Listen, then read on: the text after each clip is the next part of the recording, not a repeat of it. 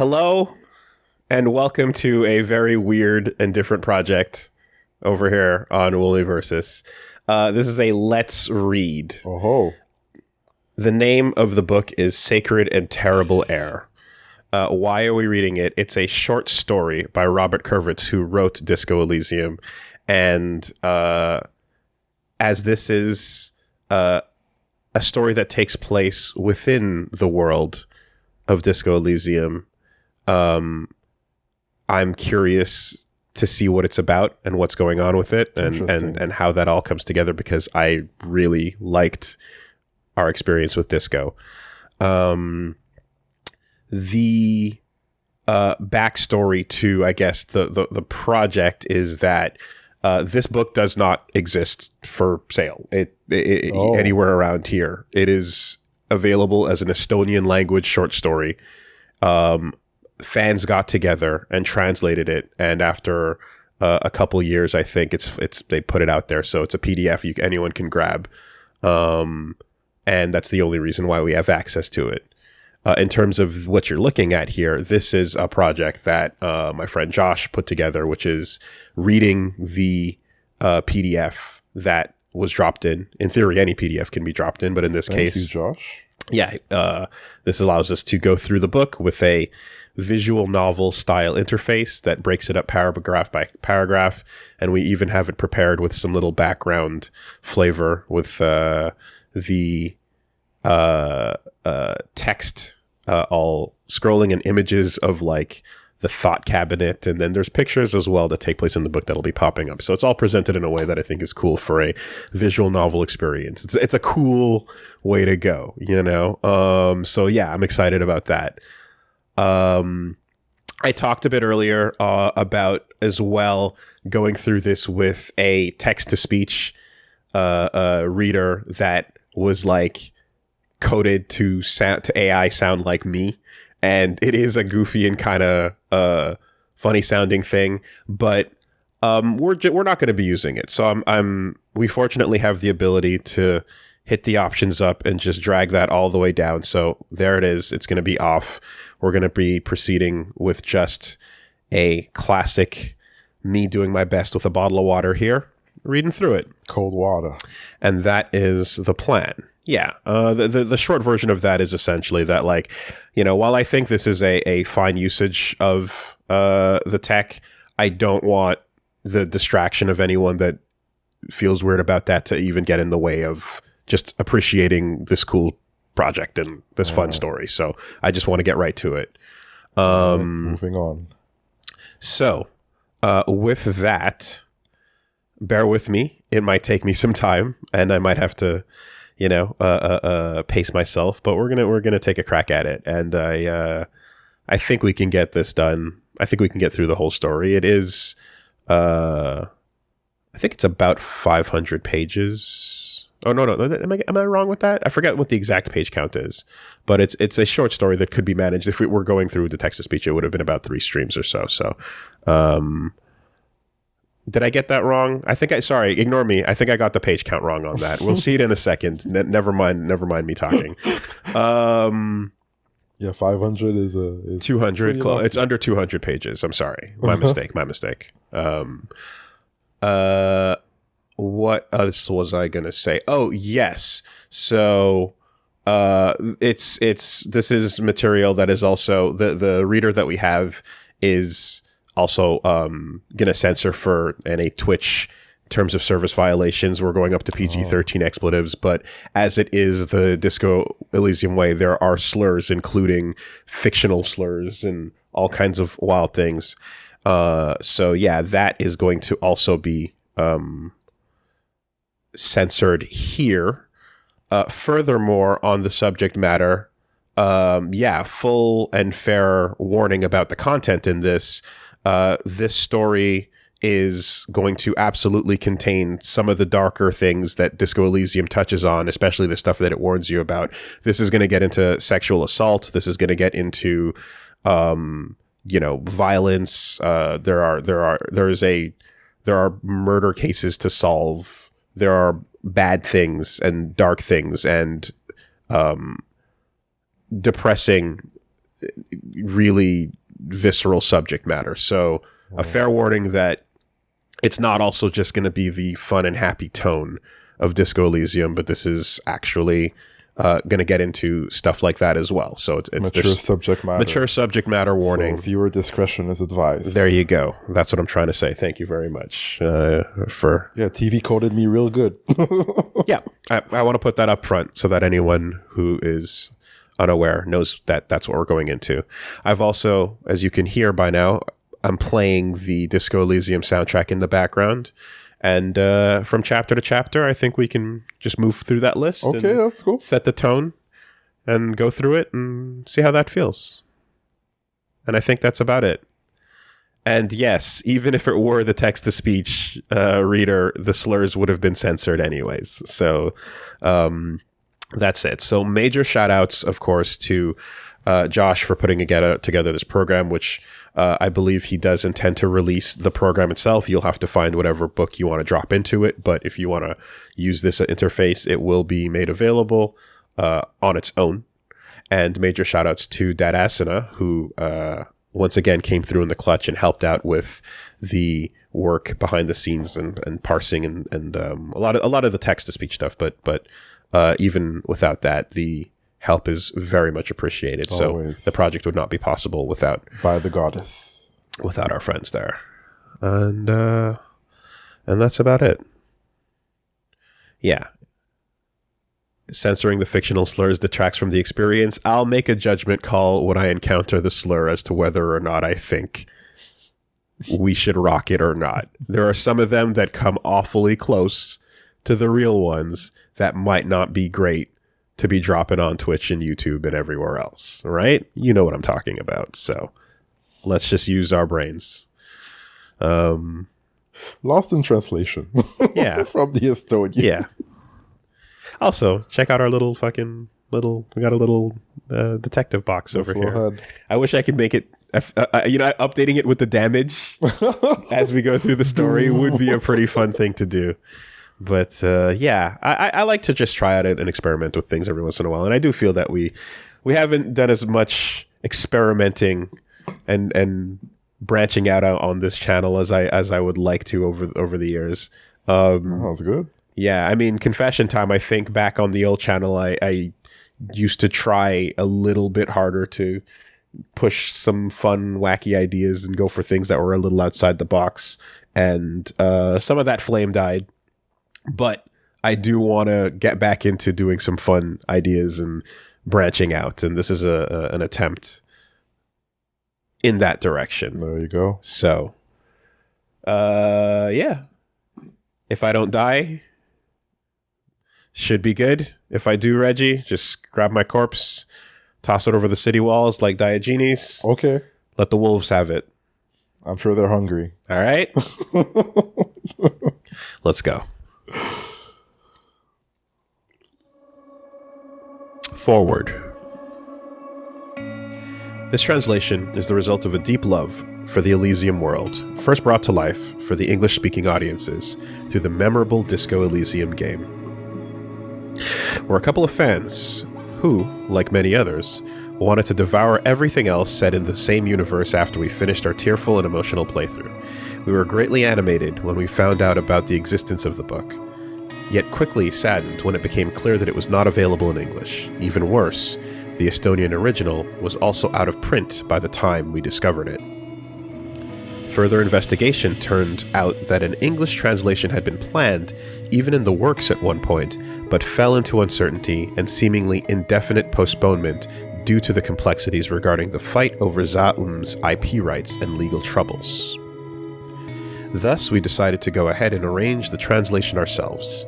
We were able, with some effort, to acquire a copy of the Estonian Puha Jaudne Ion. Did my best there. Then used our own funds to pay for a professional translator and had an English editor complete the work.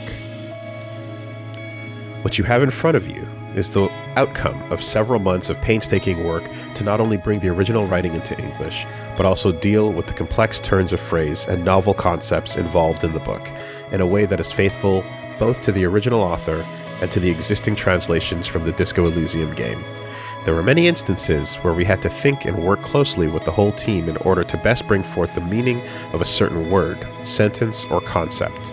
Of course, we didn't have access to the author himself, though would have loved to, and in some situations we had to go with our own interpretation and adaptation. If we got it wrong, we apologize in advance and hope you'll forgive us.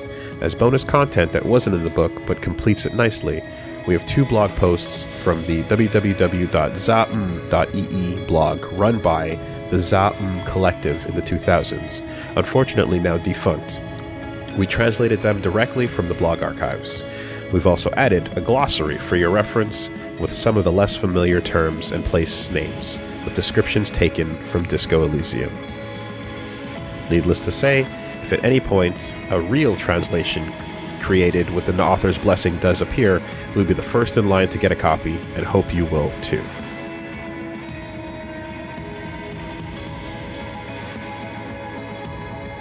I scrolled back for a second there.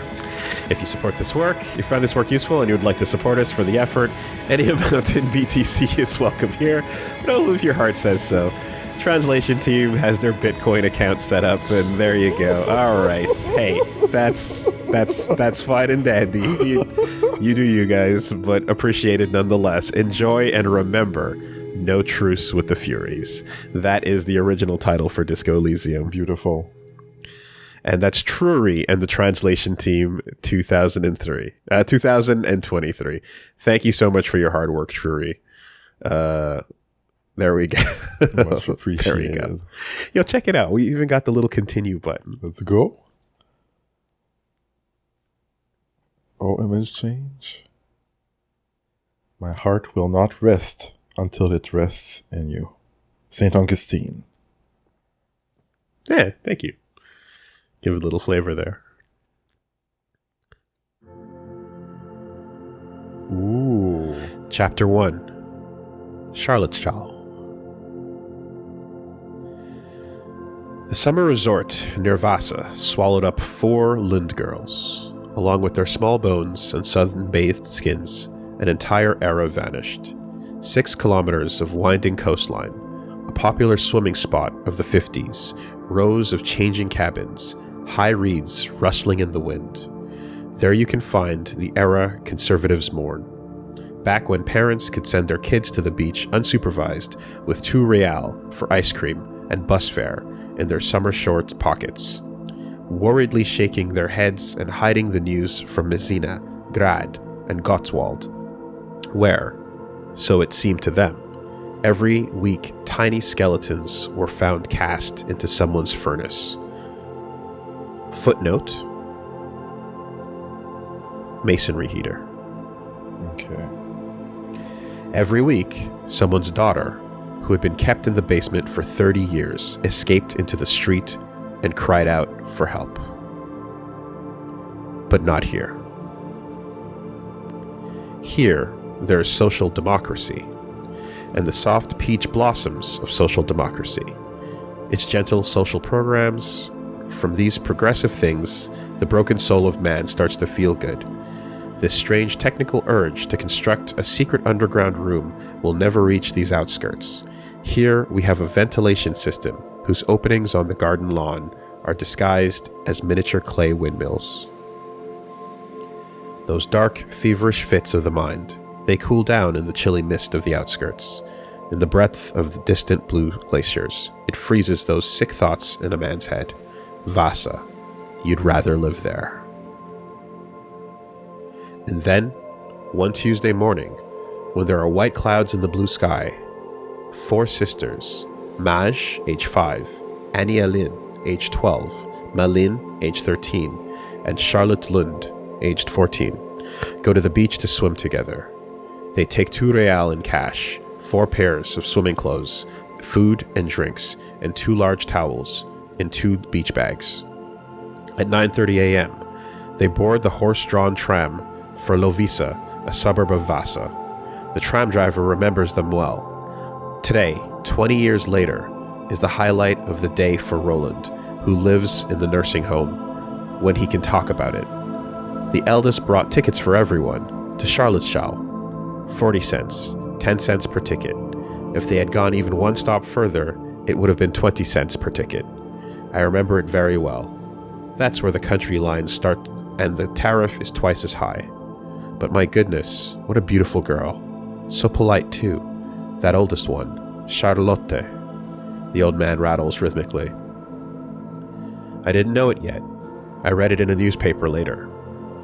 And then I went straight to the police, without delay. Every second counted. At 10:25 a.m., the girls get off at CHARLOTTESJAL beach. They thank the tram driver, one by one, as they are good children. It's hot on the beach that morning, and there are only a few people. The girls then meet Agnetha, the ice cream shop saleswoman. Agnetha is still a student 20 years ago and works in an ice cream shop for her summer job.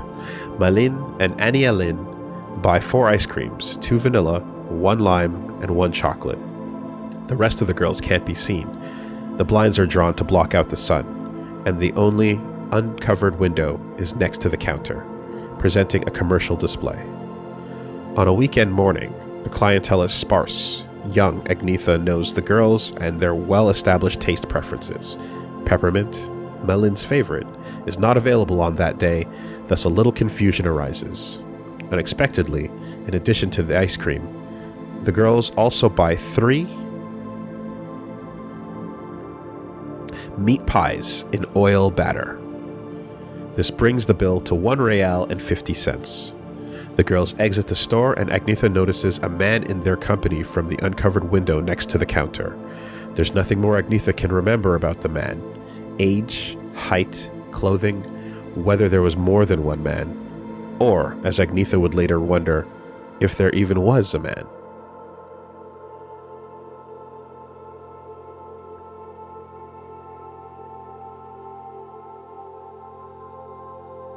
This is the last time the girls are ever seen again. The 4 daughters of Anne Margaret, who had been sworn in as Minister of Education 2 days ago, and paper manufacturer Carl Lund disappear.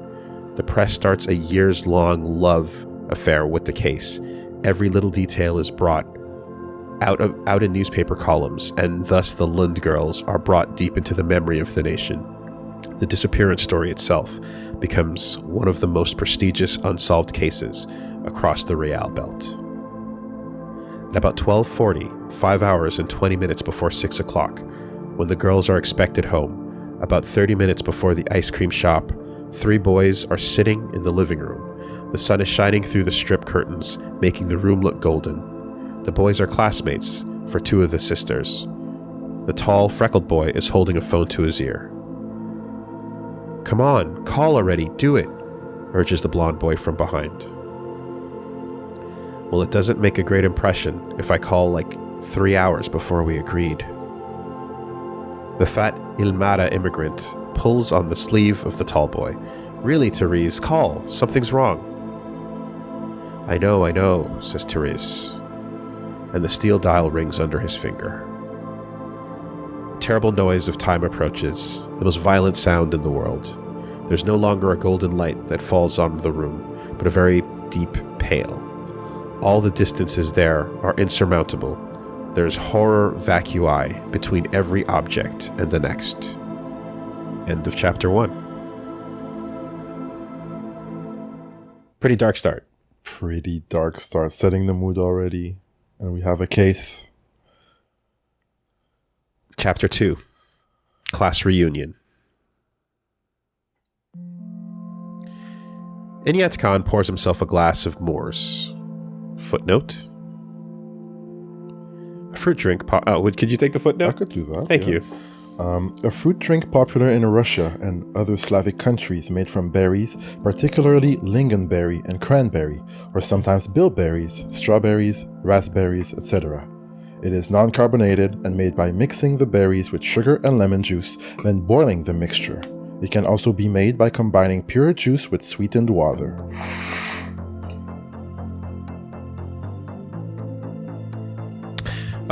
A drop of pink liquid drips from his chin onto his tie. The suit fits poorly, and the buttons tear. It gives off the impression that he's an idiot. A fat idiot with a bright blue tie, he thinks. I shouldn't have come.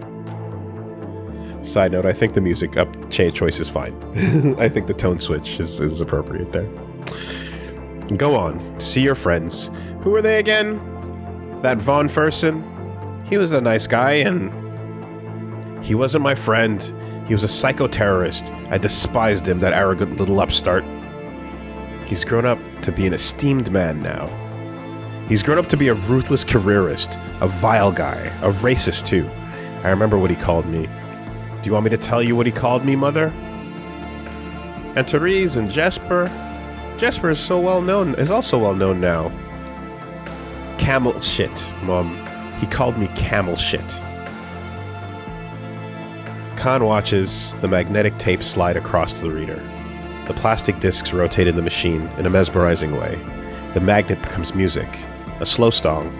For a moment, it seems as if those dots of light are creeping across the walls and floor of the auditorium again. Like stars in the sky, or a swarm of jellyfish deep underwater, the dots of light dance on Malin Lund's white dress, as if his hands start to feel sweaty on the girl's waist. What do you say? Time stands still. The music fades, and Malin Lund's dark green eyes are reflected in Khan's thick-framed, dialectical materialist glasses. Hala Mighar. A woman, probably from a parallel class, stops next to the man. She starts to say something, but then pretends to reach for a snack. Neither of them came. Khan is alone, and the woman in a pantsuit. The woman in a pantsuit is in a pantsuit. Can't just stand around either. Have to manage somehow. He pulls a magic pen out of his pocket. There, beneath the glass, Sapurmat Gnedzinski, chairman of the Presidium of the People's Republic of Samara, smiles his hearty, historical black and white smile straight into the camera. To his left, a man with a rat's face is leaning on the railing of the boat, wearing a black leather coat from the secret police force. Behold, the elusive Commissar, Khan says and flips the pen. The man with the rat's face disappears under the glass. Only the chairman of the Presidium, Sapurmat Knezinski himself, together with Uhotmsky, a groveler who is exceptionally adept at giving embarrassing criticisms, remains. Where there used to be a commissar, there is now an empty railing. You can now see the part of the bridge that was behind the commissar before. Very interesting, says the woman in a pantsuit and looks searchingly over her shoulder. Khan wipes away a piece of hair stuck to his forehead. In his other hand, he still holds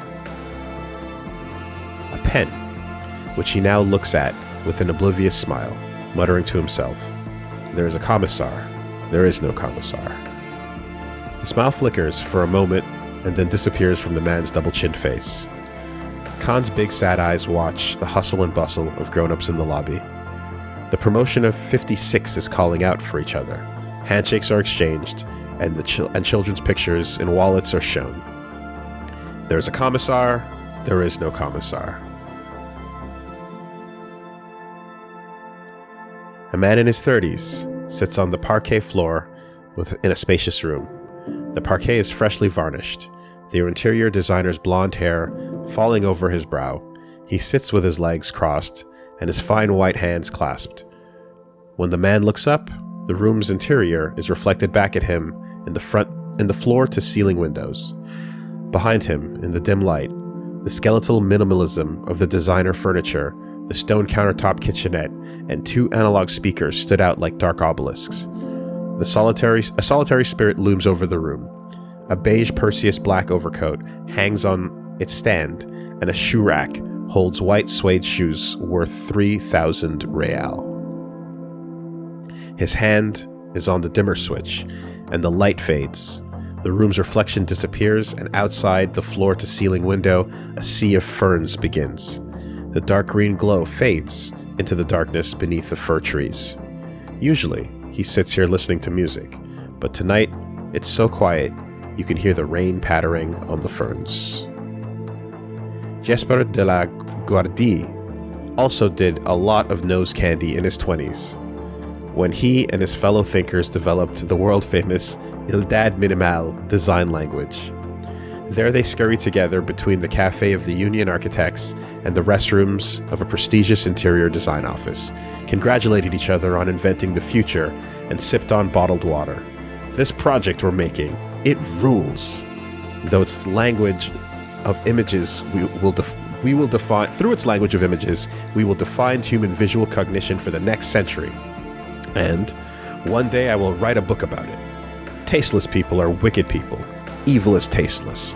Is it really so inconceivable, then, that simple, clean interior design will make the world a better place? Then nose candy went out of fashion, but bottled water stayed. Jesper takes a sip and stands up, adjusts the tie of his V-neck sweater, lifts the phone from the hook, and calls a taxi. The lights of the concrete cube beneath the fir trees go out as the machine takes off with Jesper into the dark woods, leaving behind a cloud of burnt fuel. In the empty house, a telephone rings between the glass walls, a white device on a wooden cube table with an exceptionally beautiful appearance. It's dark. International Collaboration Police Agent Therese Matschek steps off a train in Magnesium Hall. The steady, intensifying rain makes the steel monoliths of the carriages shine. There they tower, suspended by a rope railing, in the sky above the platform. Steam rises from underneath the wagons, from hot magnets, and drifts in billowing clouds on asphalt of the platform. Matschek takes his suitcase from the conductor and moves with the crowd into the train station building.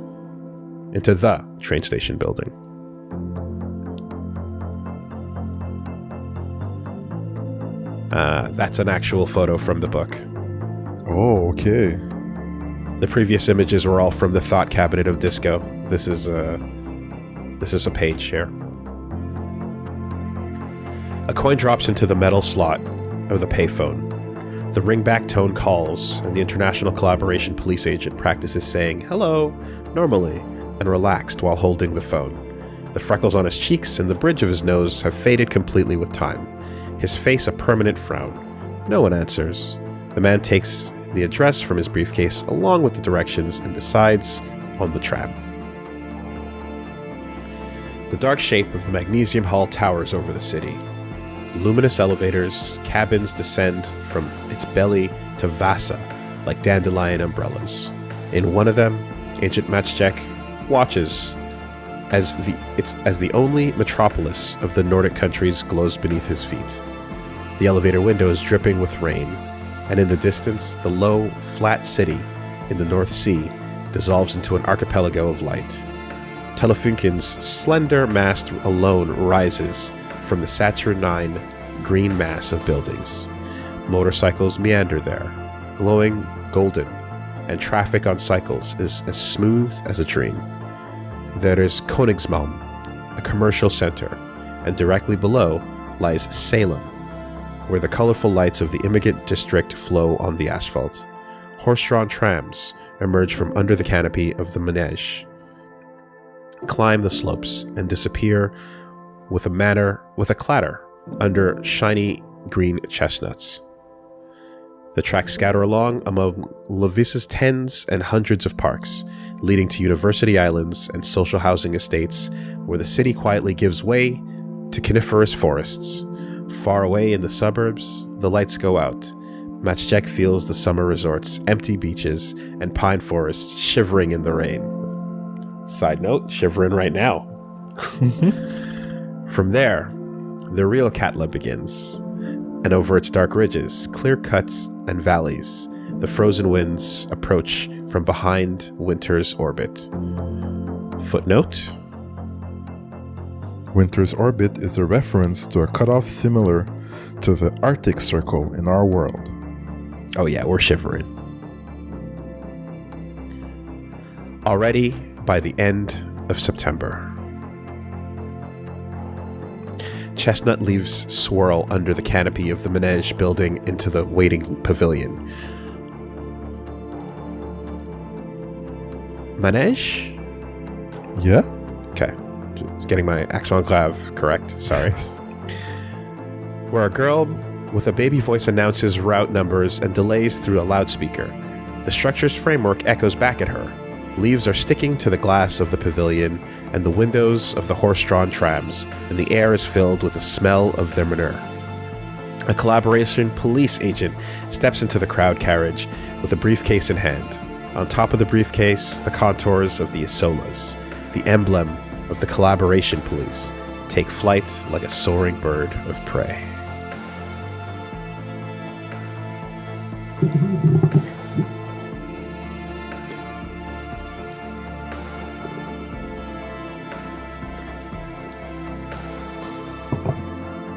Private detective, lies Khan. He's not a private detective. A private detective is a fantastic fusion. It borrows the obesity and oily hair from his own career as a collector of disappearance memorabilia in his parents' basement and mixes in his more successful classmate, Therese Machjek, as an agent of the Missing Persons Division of the International Collaboration Police. The fantastic fusion has served Khan faithfully on several occasions. This is not one of those times. I'm sorry, I didn't hear you. A woman in a pantsuit is distracted. Private detective. More specifically, I'm looking for missing people. Then, when the police and law enforcement have given up, friends or families, mostly families, come to me, and then I do my best. In the background, Sven von Fersen presents a former class teacher with a collection of his witty management articles, looking very cosmopolitan. You wouldn't think that people with yellow skin and exotic names would be referred to as camel shit in his vocabulary. Oh, he turns to Khan. So you're looking for them. Still. Yeah, okay. That was it. At first.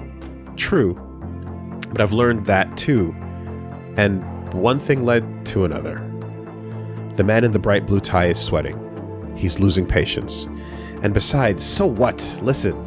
Half the conversations around here are on that subject. Now tell me you're not interested. First of all, half the conversations here aren't on that subject. You think they are, but they're not. And secondly, of course I do. But I think the whole thing is, well, sad. What's sad? This subject. The people who still talk about it. They still write in newspaper that they saw some woman somewhere and it looked like Malin, or what Annie would look like now, and so on. Go fuck yourself. The people around the snack table fall silent and look in the direction of Khan and von Fersen. The woman in the pantsuit is getting uncomfortable. She looks away. The sweaty man with the dialectical materialist glasses shoves the remaining half of the pretzel in his mouth and makes his way into the dressing room. Chestnut trees in front of the gymnasium sway in the wind. Leaves fly onto the stairs, sidewalks and mud puddles. The surface of the water shimmers as the car comes to a screeching halt. The taxi door closes, and then a pair of white suede shoes worth 3,000 real step into the puddle. The interior designer curses as he takes 3 long steps from the puddle. Angrily, accepting the splashes of mud on his shoes, he puts the briefcase under his arm and walks up the stairs to the lobby. It's warm inside. It smells like glue. Jesper walks through the lobby. The worn parquet floor creaking under his shoes. He takes the name tag from the smiling volunteer and puts it in the back pocket of his trousers. You should put it in your chest, on your chest. They're there for everyone to recognize each other. Yes, says Jesper, and leaves the label in his pocket. Portraits from the yearbook and class photos are lined up on the stand. 8B, A. Short blonde boy, with a head too big for his shoulders and a lock of hair combed behind his ear. To the left is an overweight Ilmara immigrant child wearing an ill-fitting tie. Little Khan stares blurrily past the camera. The tall, freckled Koiko in the back row of lanklets suggests he takes off his glasses, as to look less lame. Slowly the man's gaze moves along the 8B rows, anxiety growing in his heart. His imagination precedes him. Somewhere in the middle of the girl's row, a massive cluster of hydrogen fusion reactions, a distant constellation of matter, shines. It was 8 years ago when Jesper's sharp sketch first appeared on the glossy paper cover of a design booklet. Admittedly, the spotlight had to be shared with 2 other coked-up visionaries. There they were, the 3 of them on a photo shoot, sitting on their flagship sofa. The softbox was diffusing. Fucking Gaff was playing. And underneath it all was written Pioneers, the future, sophisticated, and much more. All of which he remembers very well. 2 hours later, Jesper sat alone in his glowing cube, scrunchie in hand, on a morbidly large stack of classroom photos and newspaper cuttings. One glance at the spruce trees swaying in the wind, and the temptation to take another look to see if the smell had worn off was overcome. The scrunchie was sorted into the household waste box, and the girl's folder into packaging. Jesper stood in the middle of the room and exhaled deeply. Enough. It's over now. But where are they? Why aren't they here? Why are neither of them here? Disappointed, Jesper's already taking a step back to look over all the pictures properly when suddenly a 34-year-old man stops in the middle of the lobby. This man still lives with his mother. Early spring, 20 years ago. Little Inayat Khan falls headfirst into a mud puddle covered with a thin layer of ice. His woolen reindeer sweater is muddy, and dark red blood drips from his nose. Despite the many warnings of worried suggestions to stay on the ground, the boy manages to get up, slowly and unsteadily, falling down once again. Finally, he stands up face to face with Sven von Fersen, just a few meters away. The mud dries on little Khan's face. His hands rise in an awkward battle stance. His fists shake with anger and humiliation. Hey, do you know what he said? Von Fersen starts again. The despicable little lackey knows what Khan said, but still asks, "Tell me, what did he say, Sven?" Sven is not stingy with his answer. He walked Malin home and kissed her. Can you believe it? Khan the leech took her home. Leechy Khan kissed her? Laughter echoes, and the lackey quickly chimes in. Why do you have to talk such hurtful nonsense? It's your own fault. If you talk such hurtful nonsense, it's your own fault. Do you think it's nice for Malin to hear such hurtful nonsense? Huh? Is it? Tears of anger draw lines on the cheeks of the boy with the reindeer sweater. Yesterday, after school, Khan let his imagination run wild. It was a terrible mistake. The sun comes out from behind the cloud, and he already sees, from the spectator circle, some tens of meters away, how Malin Lund's blonde hair shines like a halo. The girl blushes with shame. Charlotte, the oldest of the sisters, puts her hand on Malin's shoulder, and they turn their spring jacket backs. Don't you think your sweater should have some, I don't know, camels on it? A shout rings out like a curved sword through the schoolyard as Khan lunges desperately towards von Fersen. Though he slips a bit, in his mind he still sees how the sharp spear of the Amistad's epic hero, Ramut Karzai, pierces the enemy's chest.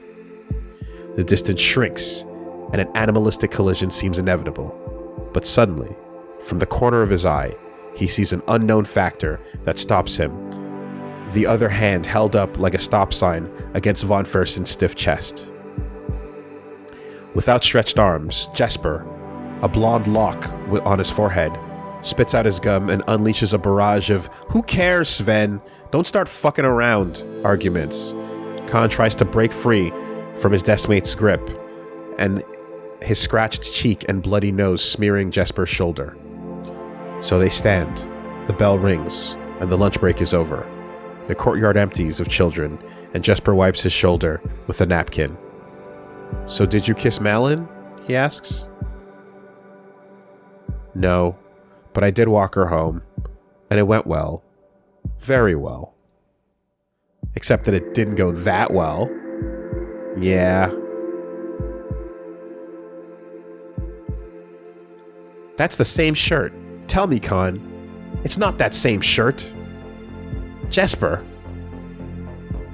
Two adults stand in a cloakroom and shake hands for the first time in years. Jesper's flickering smile carries a hint of warmth. He begins, I think I behaved a little rudely the last time we saw each other. I understand now. It was a mistake. Khan simply laughs in response. His two-day-old stubble wobbles along his friendly double chin. I left an ignorant impression on you. Having said that, Jesper pauses for a moment to think about what he has planned next. I have news. Something new. He points to his folder and looks at Khan questioningly. Or have you, I don't know, become a chef in the meantime? You know, I'm always hardcore. Without even a hint of a class reunion, Khan takes his jacket from the dressing room and they head towards the door. Look, a disappearing commissioner. It's not so bad. I made one for Therese too. It's a special version. The same picture. But guess what happens if you turn it a little further? What happens?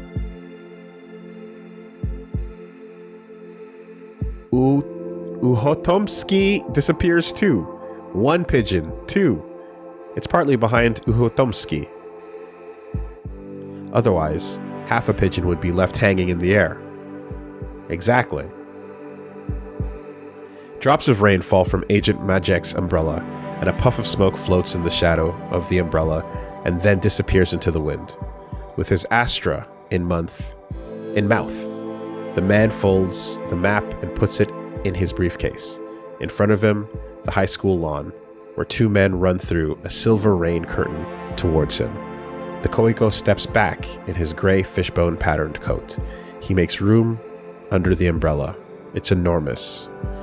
It's standard issue for Collaboration Police. Did he apologize? He apologized. Khan replies for Jesper. Is it nice there? Matchjack points towards the school building. Khan shakes his head and Jesper elaborates. Let's go to the city instead. There's one place. One new place. The three men under the large umbrella walk until they can't be seen anymore. The distant chiming of bells draws closer as the silver curtains are pulled together behind the friends' backs. 8 years ago.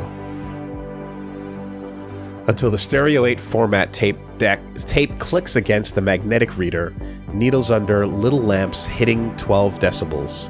The beat is unbearably smooth, even more modern than Nose Candy. Or who knows? It's hard to say. The beat comes from here, from the world-famous Vasa recording studios. The beat was made by someone semi-mythical, Fakengaf, who may be an Oranese immigrant, a DJ, and a music producer, but is rather a group of people or a machine in the sky. The Nose Candy, however, came from a pirate ship, though through the uncharted Pale.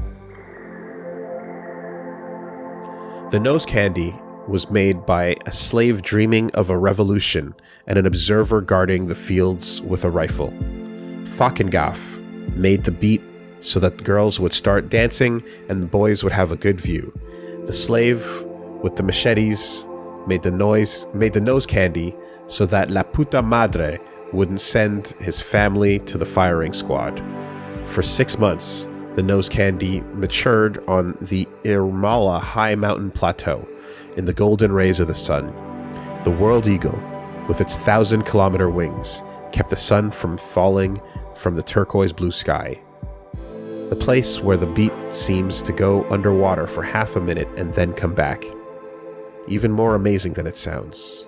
Fakengaf whispered to the spirit of debauchery. He had angelic white wings, but his breath next to the ear of the DJ crouched behind the mixing console was hot, smelling of cinnamon and primal malice. My God, what a lovely numbness in the noise. My God, How good is that place where the beat comes out of the water? So sad. Even fiercer than before. How cool am I? I'm on the cover there. I'm so cool on the cover there. I'm a pillar of light, vertical, and there's a dark room around me. And that's it. That's all there is, you see? The guests on Jesper's white cube sofa and behind the multifunctional table exchange impressions of the world's exhibition. Champagne socialist goblets are also clinked. Jesper alone, dancing like a rare albino rooster. From the water bottle in his right hand, pearly drops fly to the windows.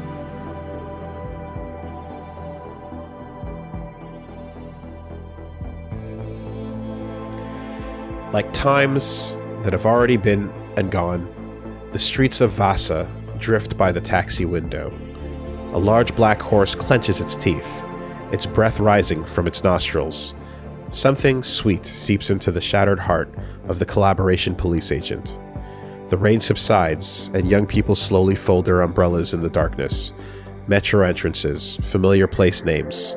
A girl on a bicycle turns towards the side street where the yellow streetlights are streaming. Traffic reflects from the windows of buildings and closed shops until a motorway rises above the sidewalks. The passing city flashes through the cracks of the stone edges, and a little boy waves to the matchajek from the window of a passing car.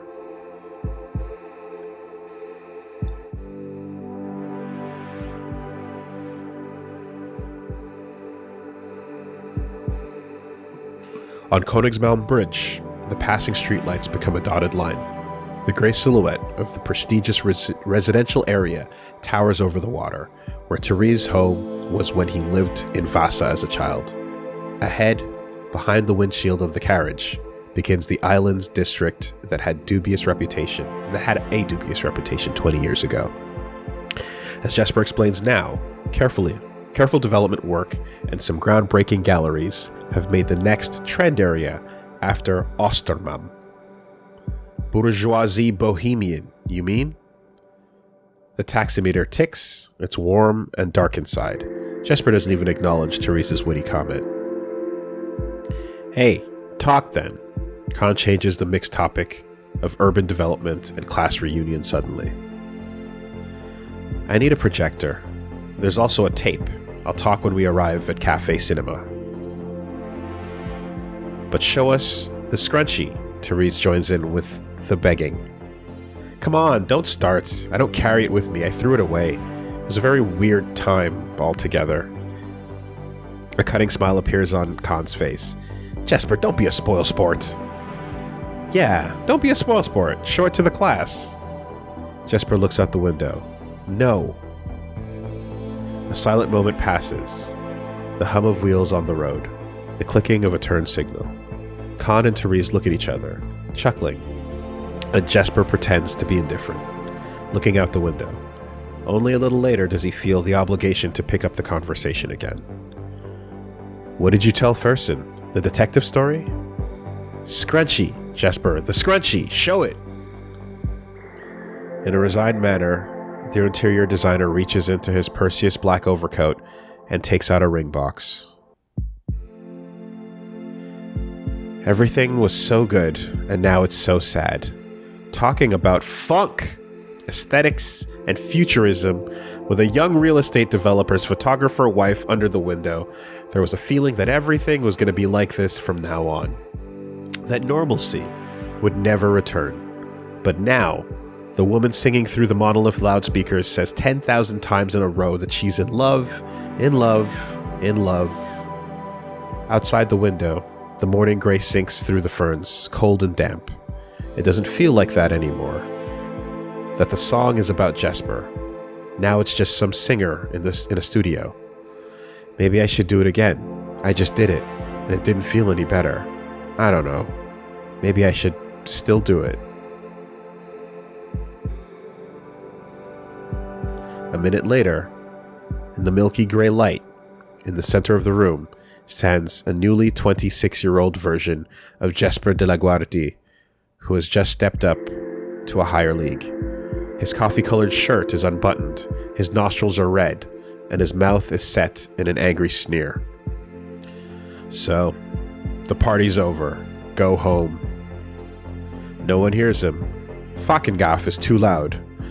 With the stop button of the Stereo 8 format tape player under his finger, the pillar suddenly falls silent in the middle of the night. Heads turn. Party's over. Back home, you filth.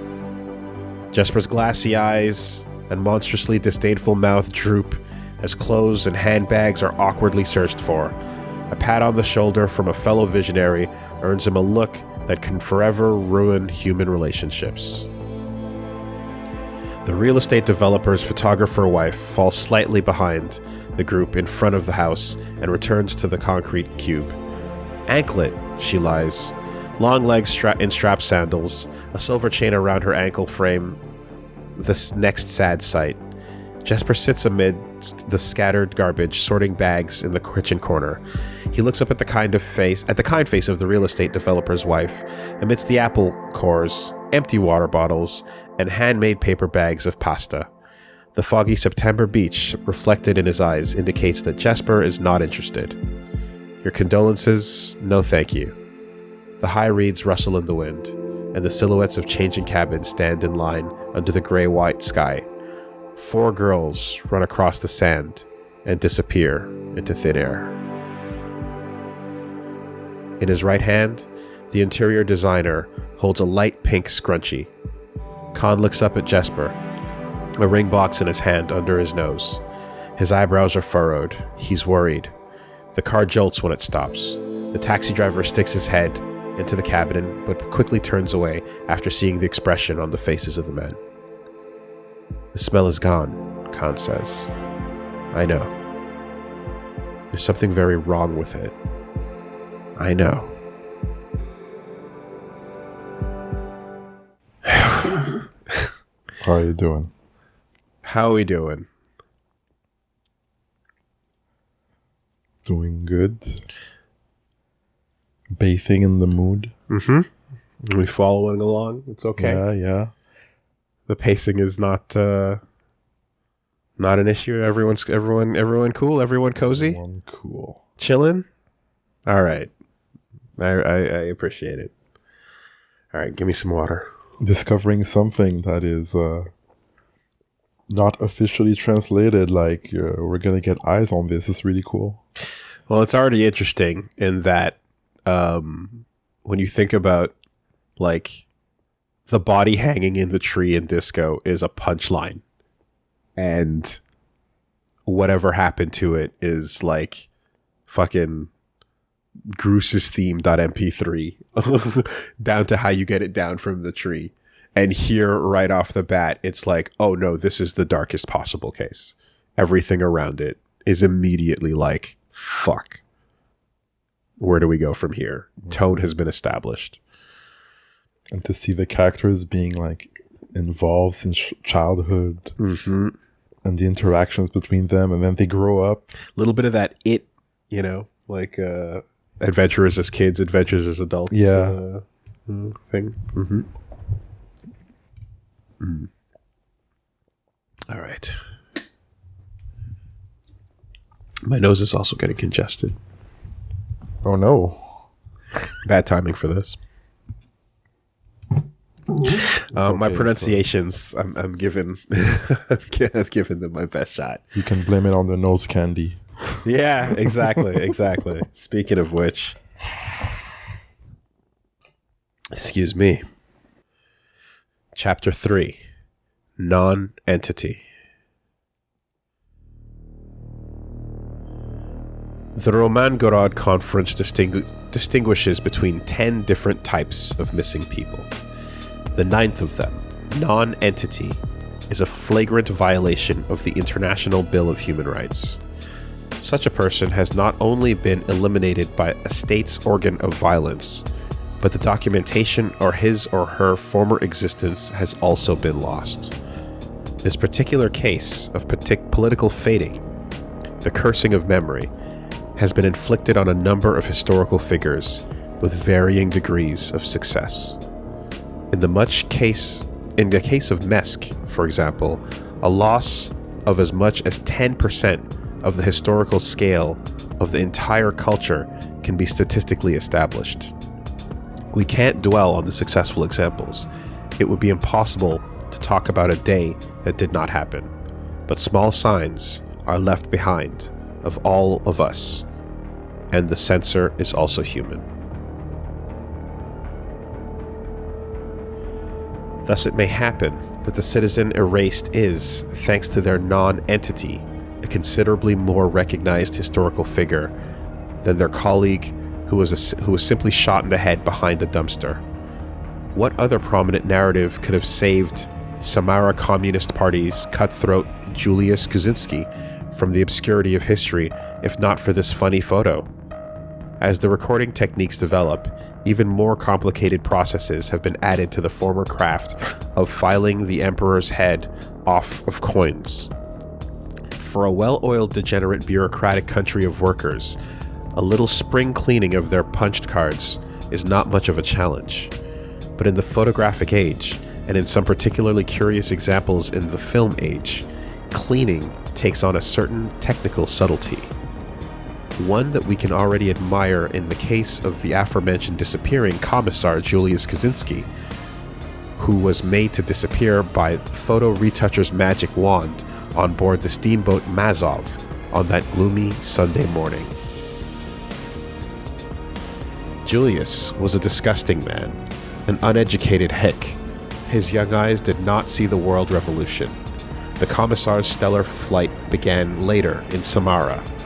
Without having the slightest imagination of Mazov's idea, however, he did not think much of giving the victims titles with politically incriminating connotations.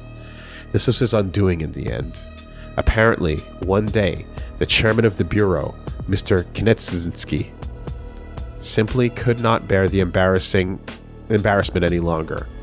Tell me, Kuznja, how can it be that Comrade Zdorov is a counter-revolutionary when the revolution was 50 years ago? And why are Comrade Bronsky Lanzovilik's Knezinskiist beliefs irreversibly narrow-minded? I am Knezinski, Sapurmat Knezinski. That is my name. In some circles, the two images, the original and the retouching, have become a popular cultural phenomenon.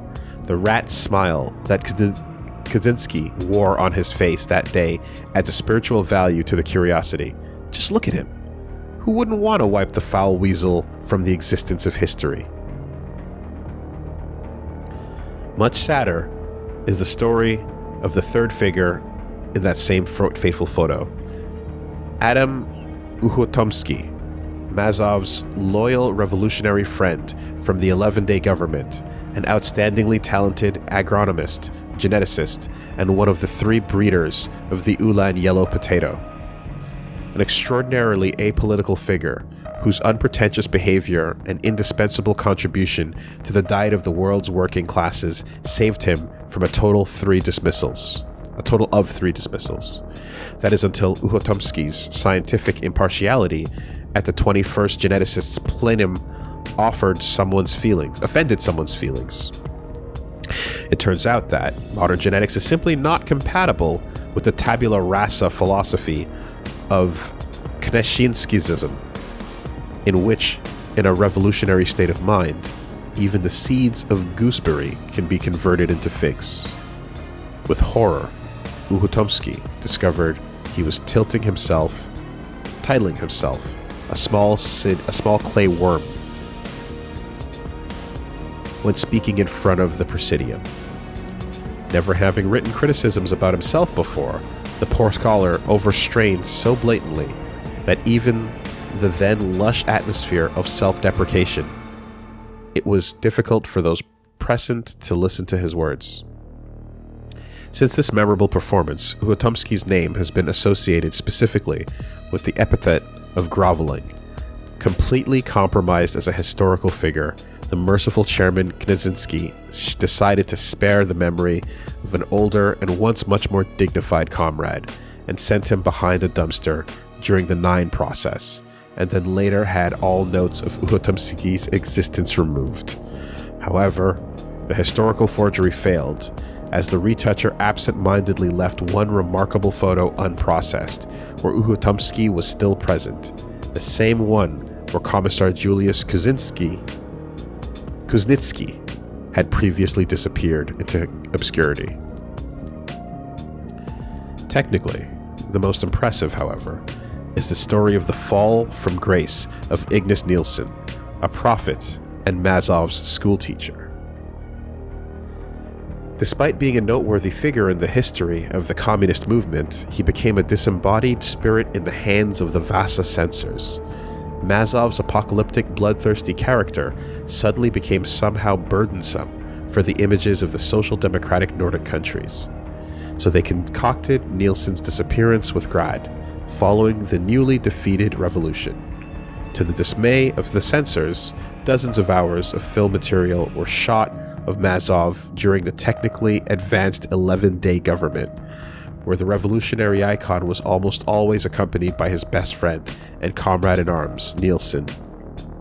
Destroying all the material would have raised suspicions, and so it was that epileptical gray cytoplasm hovers permanently to Mazov's right.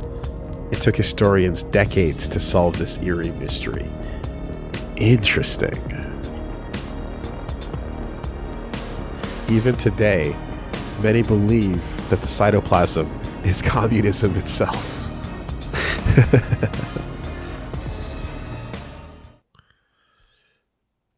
Krasmazov. That's a name we've heard before. Mm-hmm.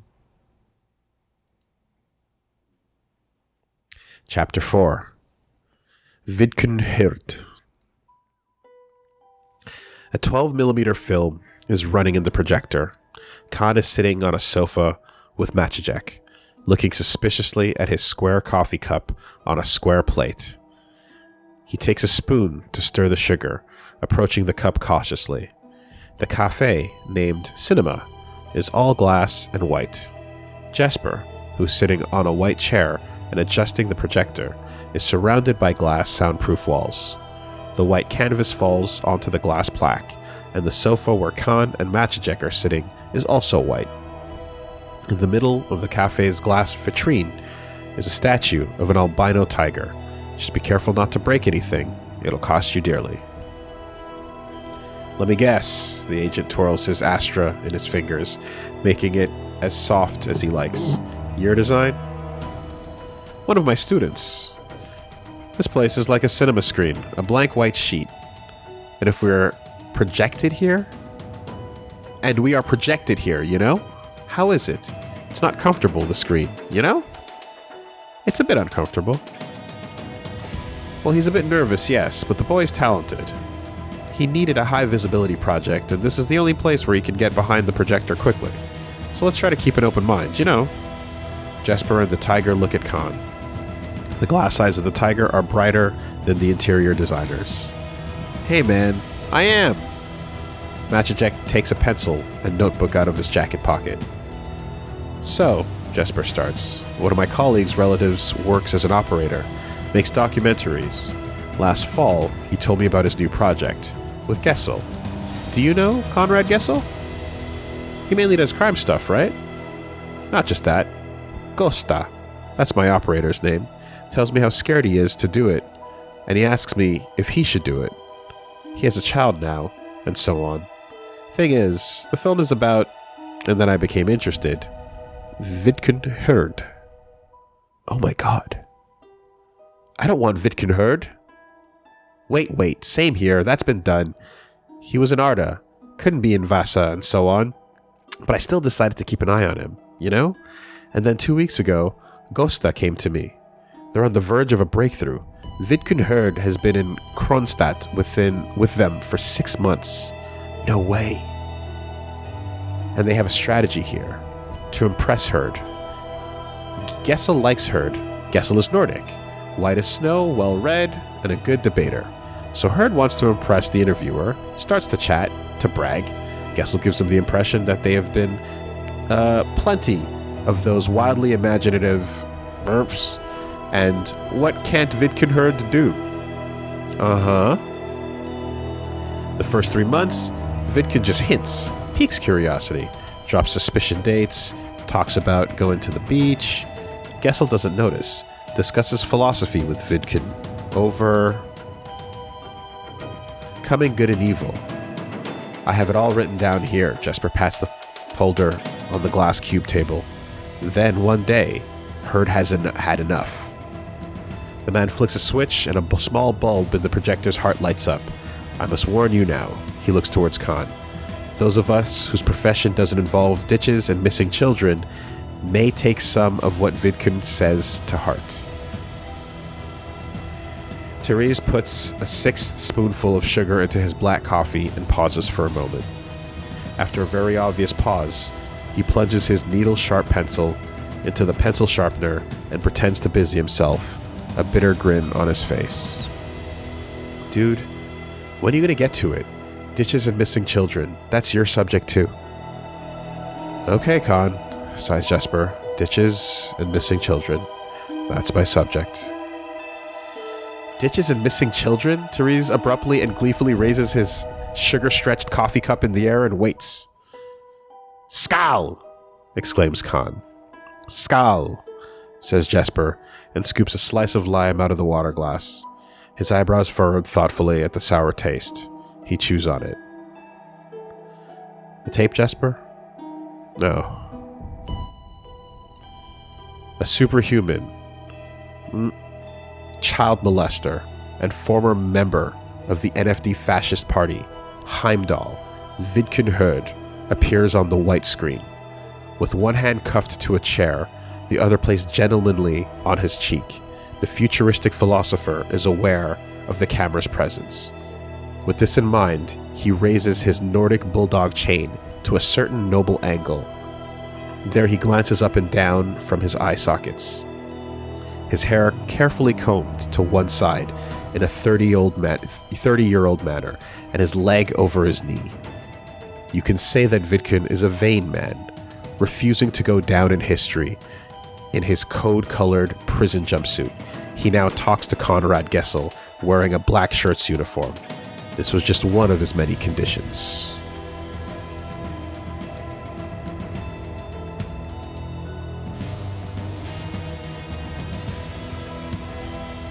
Some people are born posthumously, he brags, in the ancient Arda dialect. The archaic verbiage injects plenty of rural charm into his modernly subtle sentiment. The 6-digit clock on the table indicates that the 3rd hour of the interview on the 12th of August is underway. Did you know, Vidkun, that I've done a master's thesis on the old Arctic languages? I can smuggle some literature in for you. Well, that would be most kind of you, Conrad. You know how I feel about the selection in this library. They both murmur as if in understanding. Arda is the inherent languages of our tribe, continues Vidkun in a declarative tone. Its vocabulary was adapted and developed by the ancient mammoth hunters who settled Katla plains thousands of years ago. Arda has a certain semantic advantage in the basic matters of wisdom, advantages that continental people lack. Arda is our nature, modern's day Vasa, a metropolitan bastard. Regressed to continental, infiltrated by Grad, this watered-down language is incapable of expressing the truth. All the sentences in this dysgenic compote end up expressing the same thing, international stigma. The next century will see our tribe return to its original language. It will be the birth of a new era in terms of wisdom. You've talked about it quite a lot. I've also read your notes on the subject. It's all very interesting. But don't you think that your own historical character is sabotaging the finer points of your doctrine? What? Herd's eyes suddenly light up. The deep grooves in his cheeks lengthen, and his mouth hardens contemptuously. Conrad pretends not to notice Vidkun's moodiness and continues. While I see the logic in your observations, don't you think it's hard for people to see the scientific validity of it coming from the mouth of a convicted child molester? Mating is an entirely different tradition for our tribe than what modern-day social porn propaganda serves us with its romanticism, and I don't know what else. You know this, Conrad. One day, when their impotent morals have led continental peoples to extinction, then you will still see what I'm telling you. Well, let's look at it from an ordinary citizen's perspective. An ordinary citizen lets his daughter go to school with blacks and gypsies from childhood in the racial melting pot. An ordinary citizen lets his child be there. You understand that this is what happens when your 4 girls are put in such a school? Conrad notices what the philosopher muttered under his breath, but ignores it. The ordinary citizen is the one you will consider your reader in the future. The ordinary citizen chooses whether your vision will be put into practice or not. You're talking about the nation. And do you really think he won't notice? The author is a fascist. Nationalist. A fascist and a methodical with a life sentence on Kronstadt for at least 4 murders, and a book that is a mixture of philosophy, of history, eugenics, and rape. History, Conrad. You're a clever man. But your gay education is showing. You still think that history is made with master's theses, and I don't know what with... Crap. What it is made with? Well, what is it made with? The well-seasoned interviewer doesn't lose his nerve. By... Vidkun grabs a sheet of paper from Gessel's notebook under his nose. A navy blue uniformed soldier jumps into frame after the sudden movement and strikes the tribesman's wrist with a rubber truncheon. Hurd winces in pain, and the sheet flies into the air. The world-famous documentarian Conrad Gessel, a 3-time Oscar Zorn nominee, raises his hand toward the soldier. Although he lowers his truncheon, the soldier stays vigilant beside the man, stroking his wrist. A pen. Vidkun glares angrily at Gessel. With a clenched fist around his writing pen, the detainee throws triumphant glances at the soldier. You! Please give me back my sheet, now! The rubber truncheon has already risen menacingly into the air when Gessel quickly tears a new sheet and places it on the steel table in front of Hurd. Do you see now? The crusade, Vidkun's carefully combed hair is in disarray, and a single light brown lock dangles in front of his eyes. With his elbow holding the sheet in place, Hurd tries to put the pen on paper, and it seems sharp and dangerous in his hand. The man suddenly gets angry. Please release my other hand. I can't do it like this. Upon Gessel's pleading gaze, the soldier takes a keychain from his belt. Now Hurd addresses the viewer directly. Thousands of years ago, our ancestors came here, to the edge of the world, to this land. They came here with dog sleds through the tremendous Pale.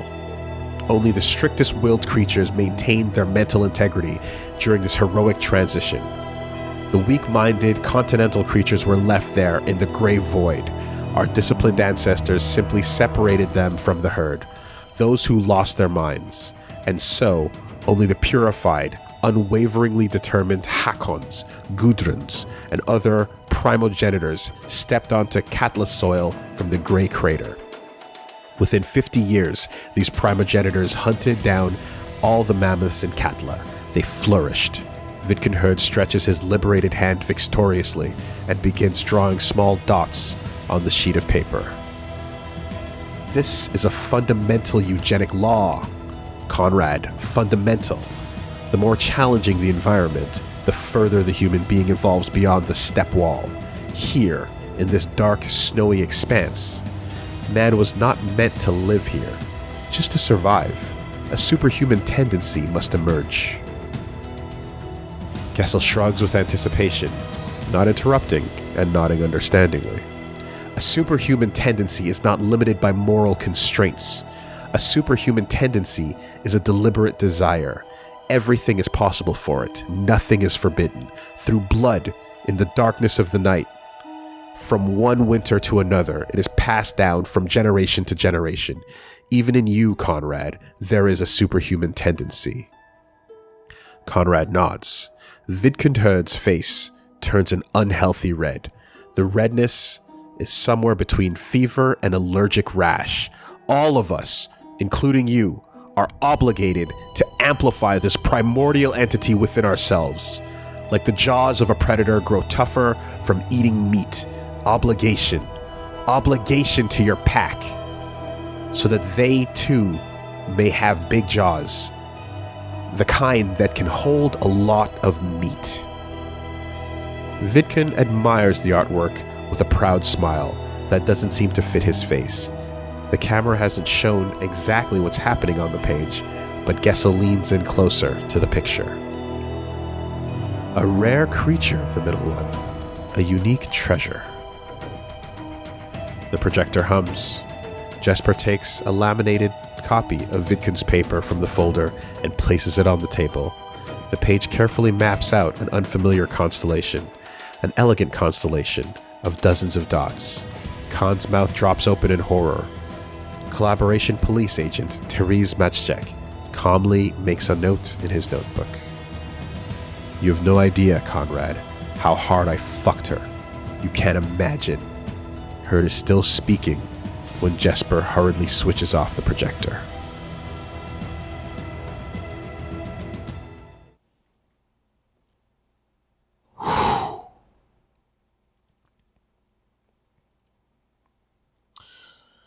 Vidkun Herd is quite the personality. Established. Oh my god. Full of disdain I am for this character right now.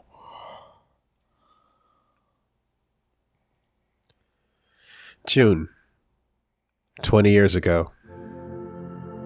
It's dusky and chilly on a cliff in the pine forest by the shore. The scorching sun hangs over the tops of the pine trees, but only a few patches of light make it through the interlaced sand and root tangle to reach the forest floor. Like golden spots on the ocean floor, for a moment, there's complete silence beneath the trees. From 100 meters away, you can hear the heather crunching under the approaching boy's sneakers until the sea breeze makes the pine needles rustle again. The trunks of the trees sway gently, a tangle of dark orange pillars with golden stripes on the sides from the sun. The sweet smell of resin floats in the forest, the dusty taste of chamomile, a sweet and bitter bouquet, lingers in Therese's nostrils.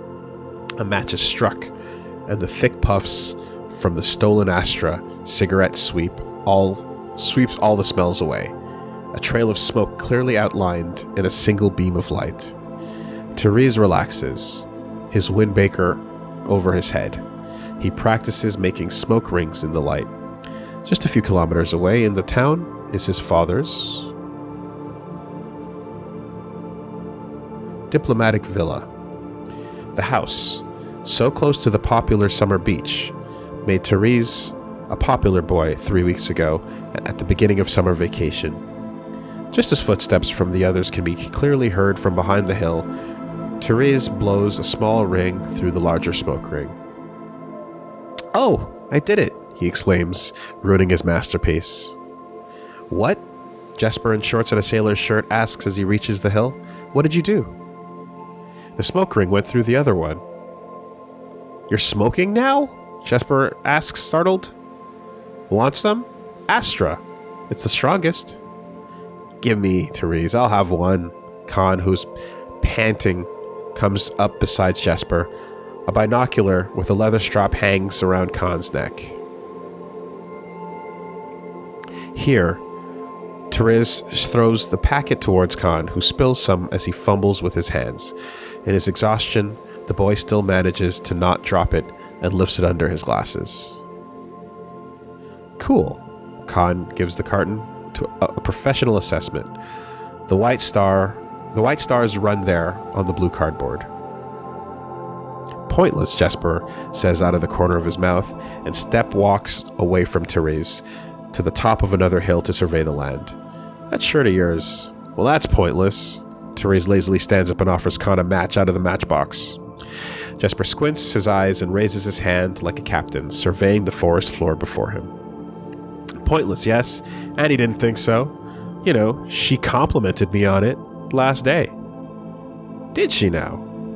Jesper turns to Khan. The boy takes a tentative puff of smoke. Hey, Khan, remember in the dressing room? Annie said that was a nice shirt? She did, Therese. She did say that. Fersen jumped in like a fool and told Annie that she had a beautiful dress before I could, and something about her hair too.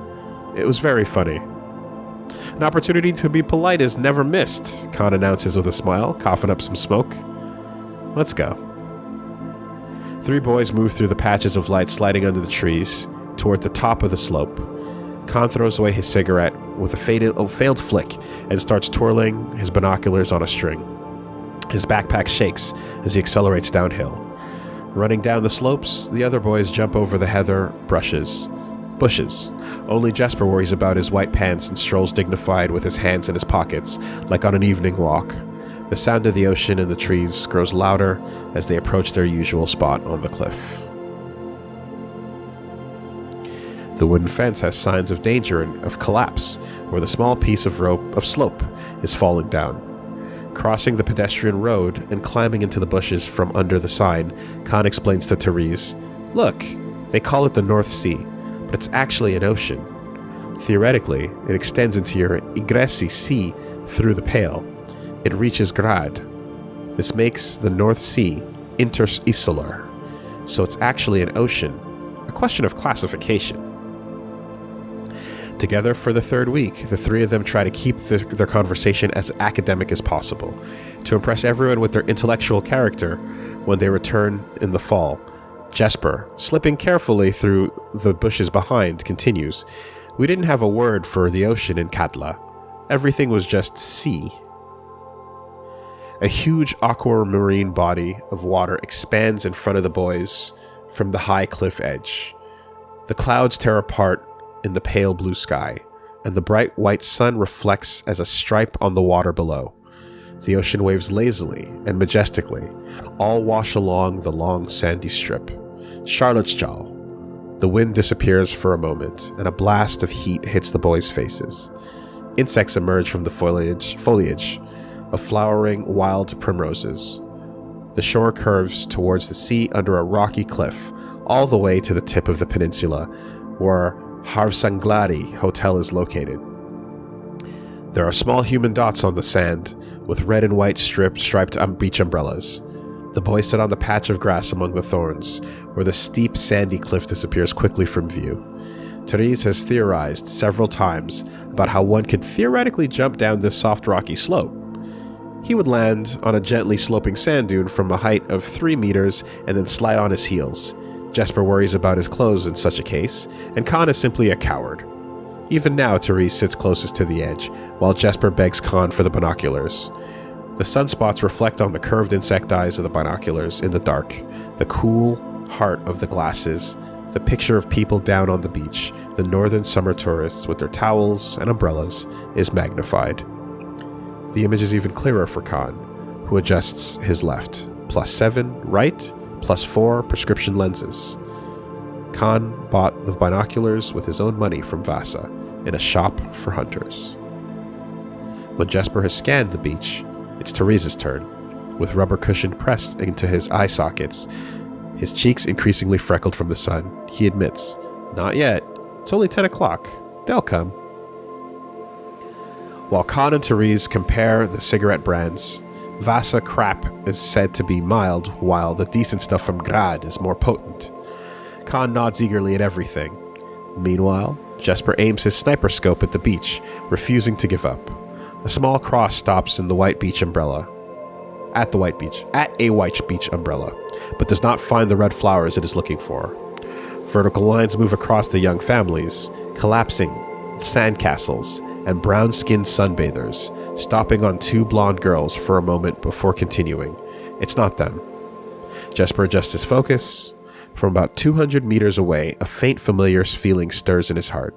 A distant constellation, a material communion. He waves his hand to signal the boys that something is happening. Khan and Therese shield their eyes from the sun and look down at the beach. Refining the focus of his Zool-branded lenses, The pale pink veil sharpens into a stomach in Jesper's eyes. Breathing shakes of the eyepieces from the girl's navel up to the solar plexus, where the curves of her chest gather in a ring holding her tanning top. White ribbons cut into her shoulders, and her breasts rise and fall under the fabric as she breathes.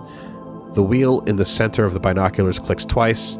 The expanded field of view settles on the beige beach towel as the girl turns onto her stomach, a flash of ash blonde hair and familiar round cheeks beneath sunglasses.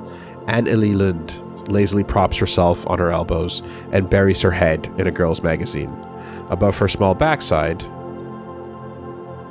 an oddly delicate constellation of birthmarks runs down her spine, extending to the wings of her shoulder blades. Cool horror seeps through the seals of the windows into the cafe cinema, where the three minds try to maintain their surface tension of coping for the 20th year. Khan shrugs his shoulders. Who knows this? Who knows? I haven't read a single line about it all this time. It's said nowhere. Therese puts his pencil up on the table. This is called a control fact. It is deliberately left out of personal descriptions. Even from official documentation, I have those 30 folders in my head, and there isn't a single line about it. He knows it. Look at him. Jesper's face remains unchanged. He's already been through this. That's why Gosta came to me. The officials just shrugged their shoulders. Maybe he heard at work that I knew the girls. They were all confused there. Herd didn't explain anything more either. And by the way, I don't believe that crap. Some boys were there for principle, but Herd actually likes big-breasted Gudruns. It doesn't fit the profile. It's not chronologically possible, Khan livens up. He was 600 kilometers away 5 hours earlier, buying crankshafts and gaskets for his damn machine. I don't know, some kind of gasket plugs. Because of the noise of the infamous machine construction, VIDKUN Herd's neighbor finally called the police on him, and that was the beginning of his end. Inayat Khan, however, looked seriously into the eyes of the collaboration police agent. Therese, you have to reopen the case now. Continue the investigation. Somehow he has to know, and it's the only credible lead since the stuff with the letters. You have to do it. You can't imagine now how bad things are right now. It's the worst time to dig old things up. There's no more support from the military. Everything's in a semi-state of war. No one knows if Oraniek still exists. They'll fire me if I start this mess again. No, Therese. You still have something to do about it. You still have to do something about it. Jesper, now slightly annoyed, isn't interested in a looming world war. You're the one who does this. It's your job. Do it. Wait now, wait. Of course I'll take it on. I had a feeling about this from the beginning, when you invited me to the class reunion. Did you think I thought you were nostalgic or something? My own case is always open, you know. That folder doesn't close. You just have to hope the locals will go along quietly. They all hate cooperating. Very rarely does anyone bother to check if any of the interrogation papers have been signed. Khan smiles cunningly. Interrogation papers? So you're still going to Kronstadt? Tomorrow. Good to know you're still cool, Therese. Jesper also smiles, a little uncomfortably, due to his reddening cheeks and pressing tone. But cool indeed. That's good then. Therese agrees. It's a very good thing. 20 years. There shouldn't be any hope left by then. But there is hope? Jesper intelligently tilts his still too large head for his shoulders. Yes, very good, Jesper. You've been very good. Check, please. The interior designer, who has been out of the active business for the last 2 years, snaps his fingers at the waiter and points his index finger at the table. The evenings haven't been easy for him, but today is different. Tonight, Jesper can afford himself little treats. Little foolish treats. The night arrives outside the cube's window, in the dark, where anything is possible. It's possible to find them somewhere inside a hidden corner of this world. From the eternal ice of Lake Vostok, or from the egg desert, or from the egg desert, where Ramot Karzai disappeared without a trace, deep in the lungs of Grad. You can still find them. as they were then, small, and through that, become small yourself. Above the clouds, at the foot of Corpus Mundi, you just have to lift the veil of raindrops a little, and you can touch them. You were so brave to not give up. Everyone else forgot about us. The night sky was dotted with cold stars. The dark blue dome of the sky spun above our heads, but we knew you were still looking for us.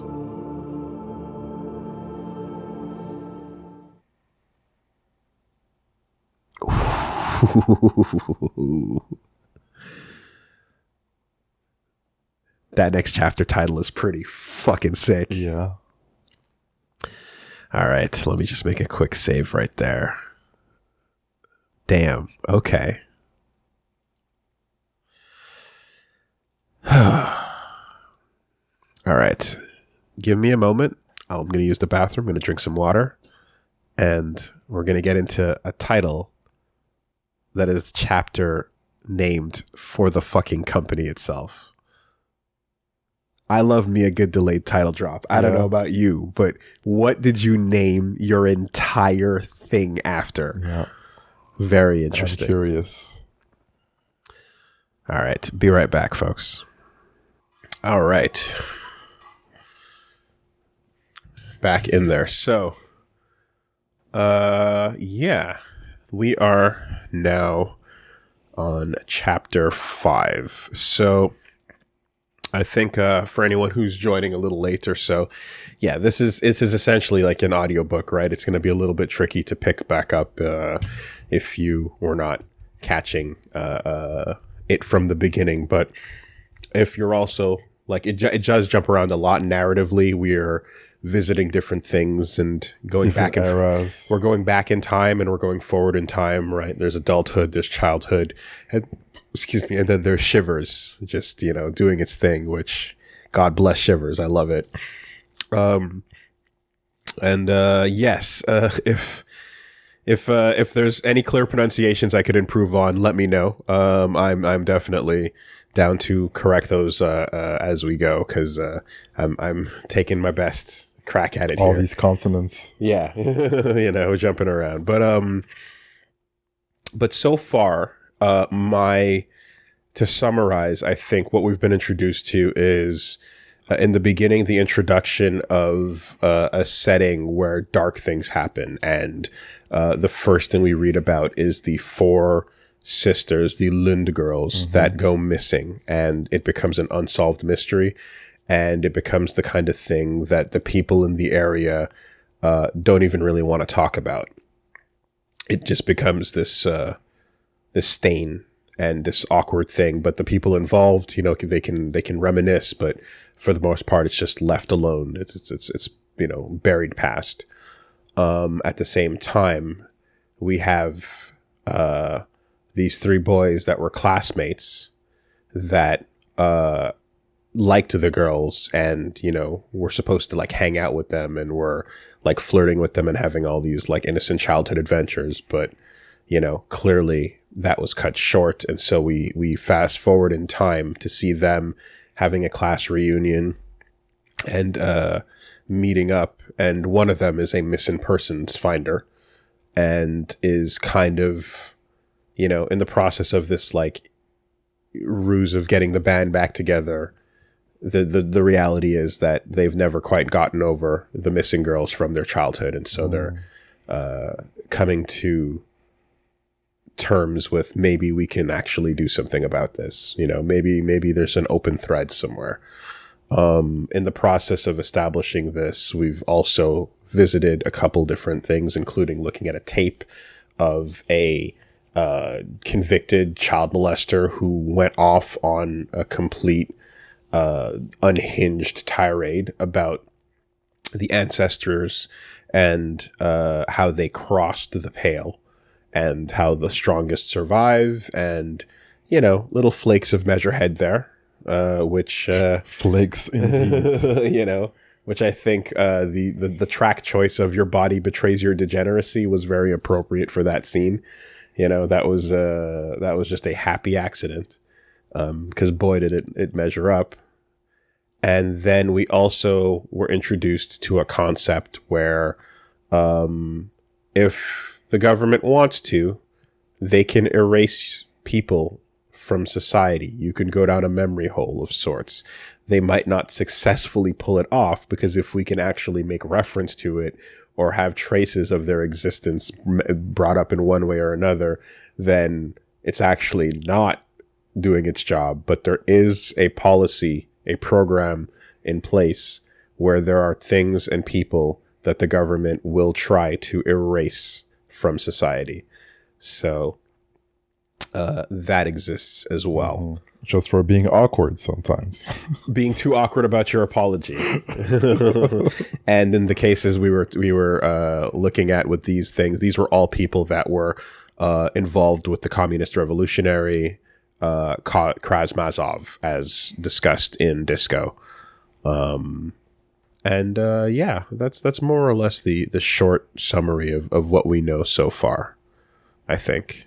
And then the rest of that is just brilliant flavor of rain hitting the ground and tone being established, you know? So just to be sure, you said they don't talk about the story about the girls, but isn't, I thought I understood that it was a popular story that was talked about, but it was never solved? Sorry, yes, that is to say, yeah, you're right. It became a tabloid mainstream bit, but I maybe I interpreted that wrong. It seems as if it became almost like kitsch.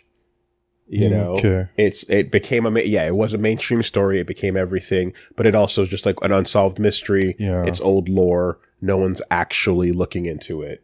You know, It's just one of those things that happens that will never be solved. Yeah. Okay. I guess I simultaneously parse that as it's such a mainstream story that it loses real significance because it's just like lore in a way, you know? I think there's famous cases and things in real life where, you know, like, the actual the details of the case are lost to the lore of, you know, a Black Dahlia or the spooky house that looks like a face. I forgot the name of you know what I mean? But like things like that exist. Yeah. So when you fast forward 20 years, it's like, oh yeah, we all know about that. Who cares, right? So yeah. Okay. I think that's a summary of the events so far. Chapter 5. Za'm. Annelie Lund takes off her sunglasses and is blinded by a sudden flash of light. A crimson-blue swirl of color, and the girl's irises splashes onto her pupils, and the smoky eye makeup glints in the night. Annie's little head turns swiftly like a kitten's. The sun bunny hops from a girl's magazine to sand, from sand to sunshade, as the girl's eyes follow it. "What's going on?" Therese asks, dangling his legs on the edge of a cliff. "I don't know. Malin's there too now." "She's standing." "That's what I can see from here, that she's standing," interrupts Khan impatiently. "She stands there, and I have to admit, that red dotted swimsuit doesn't look too bad on her. It's a two-piece, as it's the trend now. And oh, she's just... damn." Malin's smile through the binoculars turns into a smirk, and there's a giant glint of malicious glee in her eyes. Her hand rises to wave demonstratively above her head. The picture disappears as Jesper hides the treacherous lenses under his belly. "Down, everyone! On the ground!" Khan hears blood rushing in his ears and feels a throb in his arm, his body halfway inside a thorny rosehip bush. Therese, who simply threw himself quickly on his back, now looks up at the pale June sky. A solitary sea eagle glides high above. It seems as if the bird is just hanging in the air. "Khan, look! An eagle." "What fucking eagle? Ow!" The rosehip bush reminds Khan of its presence sharply. "Don't wiggle, you're rustling the bush." Jesper grumbles from the middle, lying on his stomach with binoculars in hand. Well, if they've already seen us, then it doesn't make much difference whether I rustle the bush or not. Hey, look what they're doing. Look for yourself. Jesper slides the binoculars to Khan. The bush rustles again as Khan, wearing a loose summer shirt, crawls out of it with his binoculars in hand. He raises his head and tries to stay invisible behind the tall grass. Hurriedly, he moves the binoculars down the beach to the parasol with the red flowers and stops on the beach towel. To his surprise, he only sees little Maj sitting and looking ahead. Sweat drops onto Khan's glasses as he starts to worry. Forebodingly, he moves his gaze closer to the rock at the bottom until the little opera glasses are only about 100 meters away, staring straight into his lenses. Standing there, with only one hand on her hip, is the slender Charlotte, the eldest of the sisters, with her auburn hair flowing in the wind. This beautiful and terrifying creature from the 9th grade is about as far away from Khan's immigrant grasp as a seat in Parliament. And now she's so close that even without Malin's opera glasses, her gaze pierces Khan's miserable eyes. Eyes that he now hides rather than amplify with his binoculars. Good lord, they've got some little binoculars with them, Khan informs the emergency meeting. That's what they were pointing at yesterday. I know, I should have told you. What? Therese? Jesper suddenly gets angry. So they know? You let us walk straight into a trap just now. I forgot. Sorry. I thought they may be watching that eagle. You know, its nest is right near here, the cliff too. You can stick that eagle up your ass. Khan laughs hard at this, and Jesper continues. Now all we have to do is stand up and wave at them and that's it. I don't know what we're gonna do, what we're gonna say about this shit show with binoculars. I really don't know. I have an idea. Therese stands up determinedly, while Khan grabs him by the trousers. Soon, however, the three slender girls, huddled up on the beach below, see a scrawny blonde-haired boy, and then, a moment later, a slightly overweight boy from Ilmara awkwardly step up beside Therese. Hello, girls, Therese exclaims.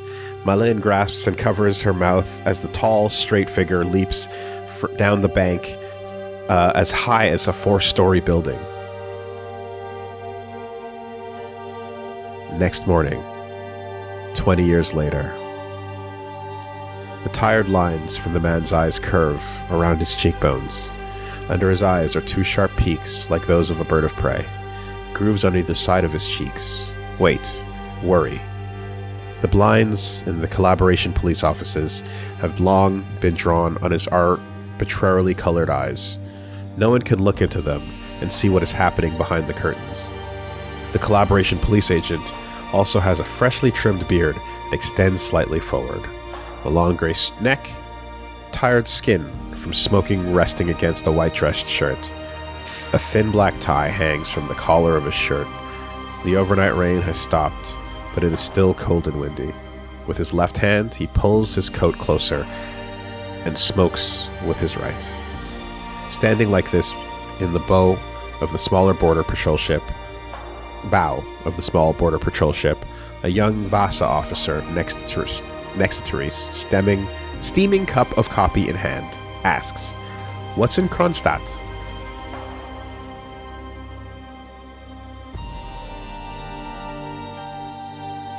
Unfortunately, I cannot answer that question, mutters Therese mechanically, his eyes fixed on the autumn horizon. A flock of seagulls rises from the reeds of the harbor and screams over the cold water as the boat engine starts with a chatter, a whiff of fuel, and a chemical rainbow in the water. Coffee? The young man tries to pick up the conversation again. No, thank you. Therese feels droplets of water on his face. Refreshing. A low gray sky has no sun to be seen this morning, only airship lights circling above the city, and the steel silhouette of the large Grad cruiser hangs in the bay like a ghost. Jarnspoken, they call them, iron ghosts. Nobody likes these ominous ships there. Encounters with ghosts. On guard, yes, but against whom? Who has declared war on whom? Nobody. And Grad, with its steel umbrella, won't win any hearts here, And even Therese, who looks like an ordinary northerner but speaks and smokes like a grad man, can't get far with his talk of motherland Zemsk, the 100-year occupation, and the Yugograd massacre. Yes, and also Franticeek the Brave. Of course, he wanted to be like Franticeek the Brave, still does. All the Khoikos want to be like Franticeek the Brave.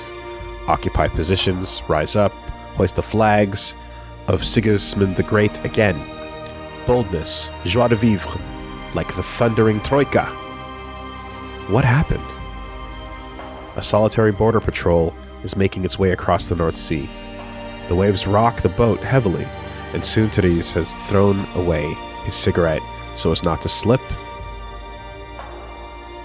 on the deck.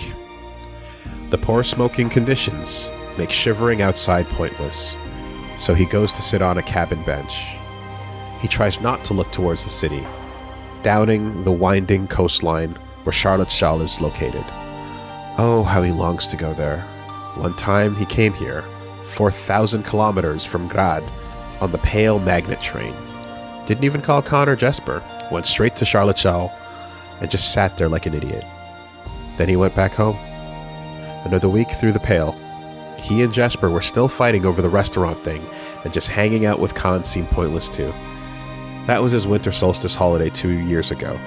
That was his vacation. The department psychiatrist banned him from traveling for a year. It was deemed dangerous to go through the pale so often. With a tourniquet in his mouth, Matchajek pierces the clearly visible vein on his wrist with a glass and metal syringe. But he still wants to see how the reeds bend in the wind. It's so beautiful to watch the ocean gently and calmly washing upon the beach. Somewhere in the distant haze, there's a silhouette of a rocky cliff. And the water, cold water, raindrops, it's beautiful to watch. Therese's veiny hands lovingly stroke the black suitcase in his lap.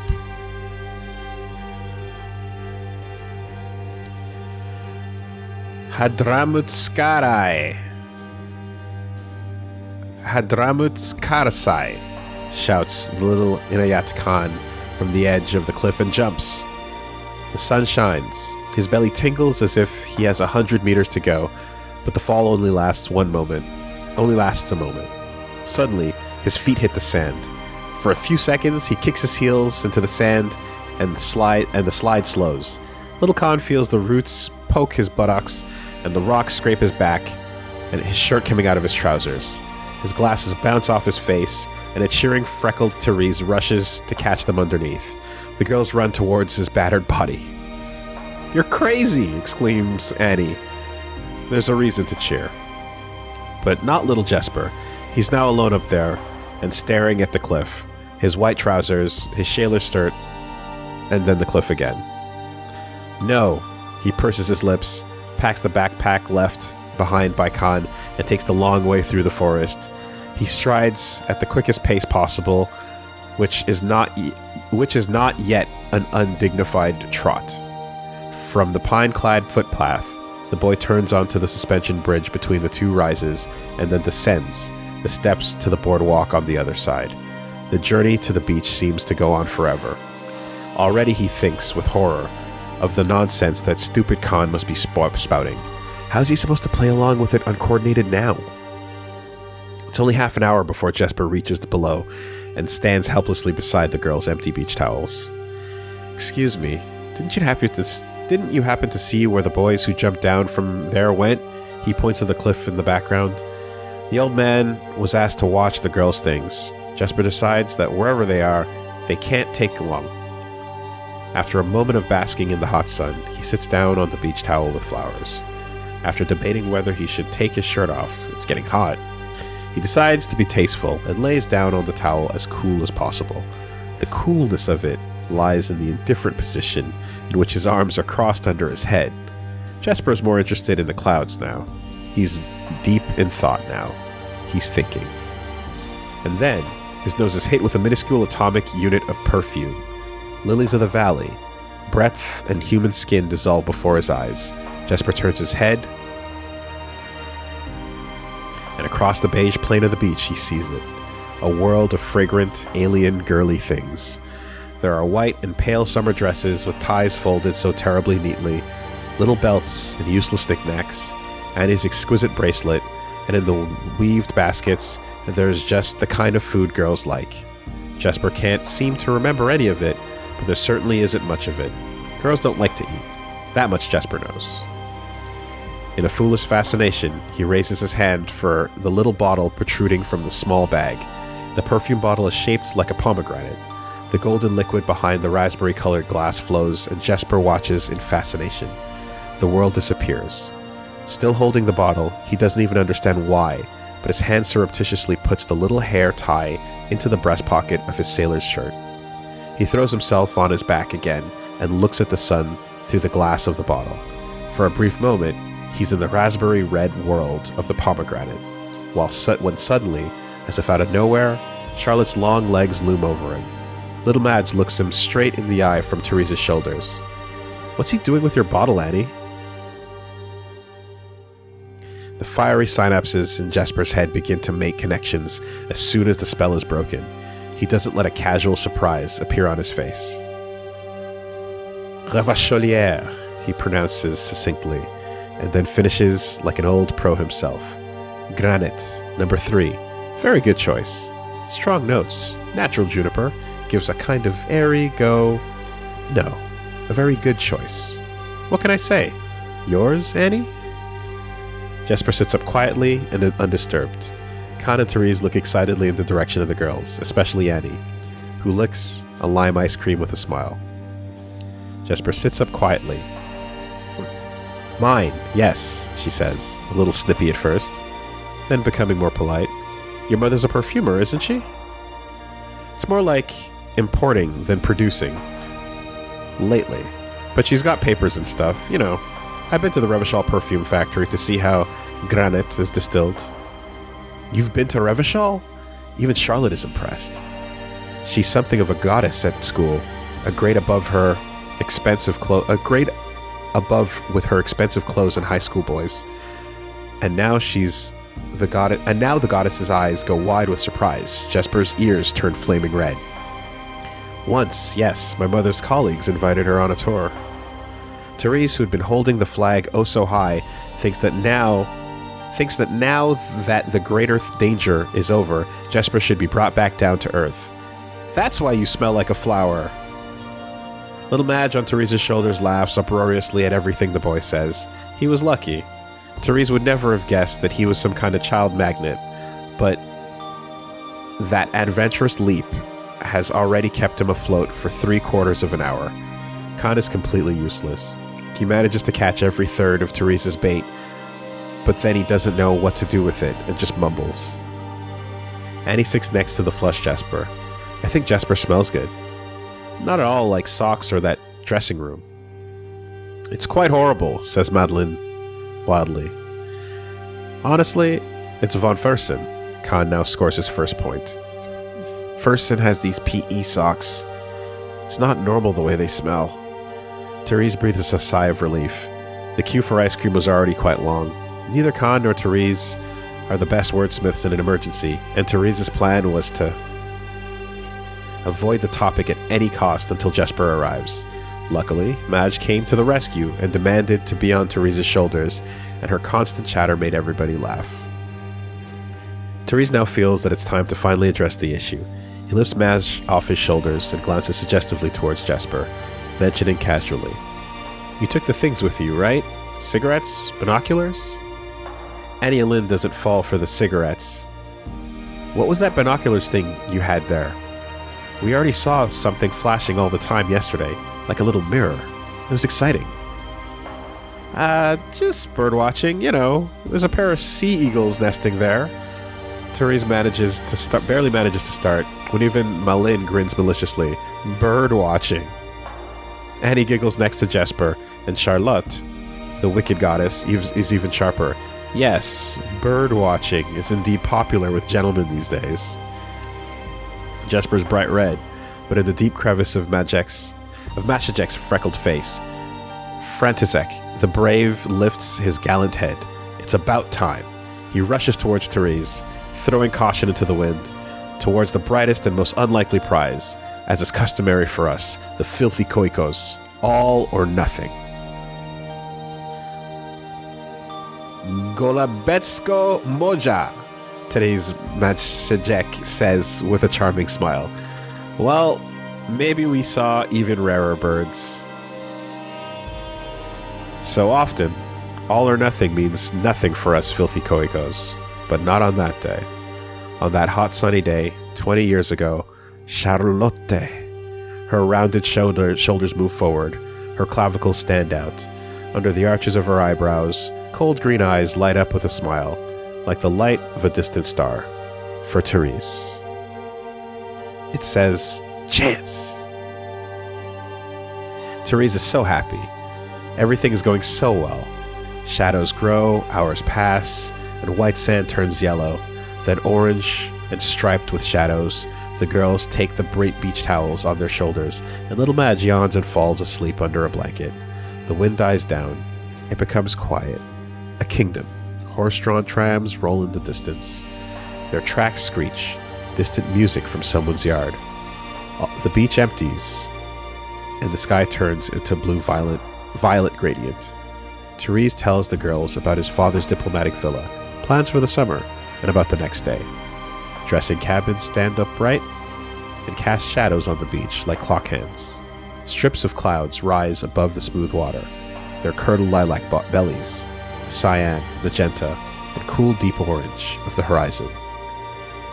Malin tries on Khan's glasses. Khan can't see anything behind Malin's large black glasses. Only the girl's shapes flicker like upside-down candle flames.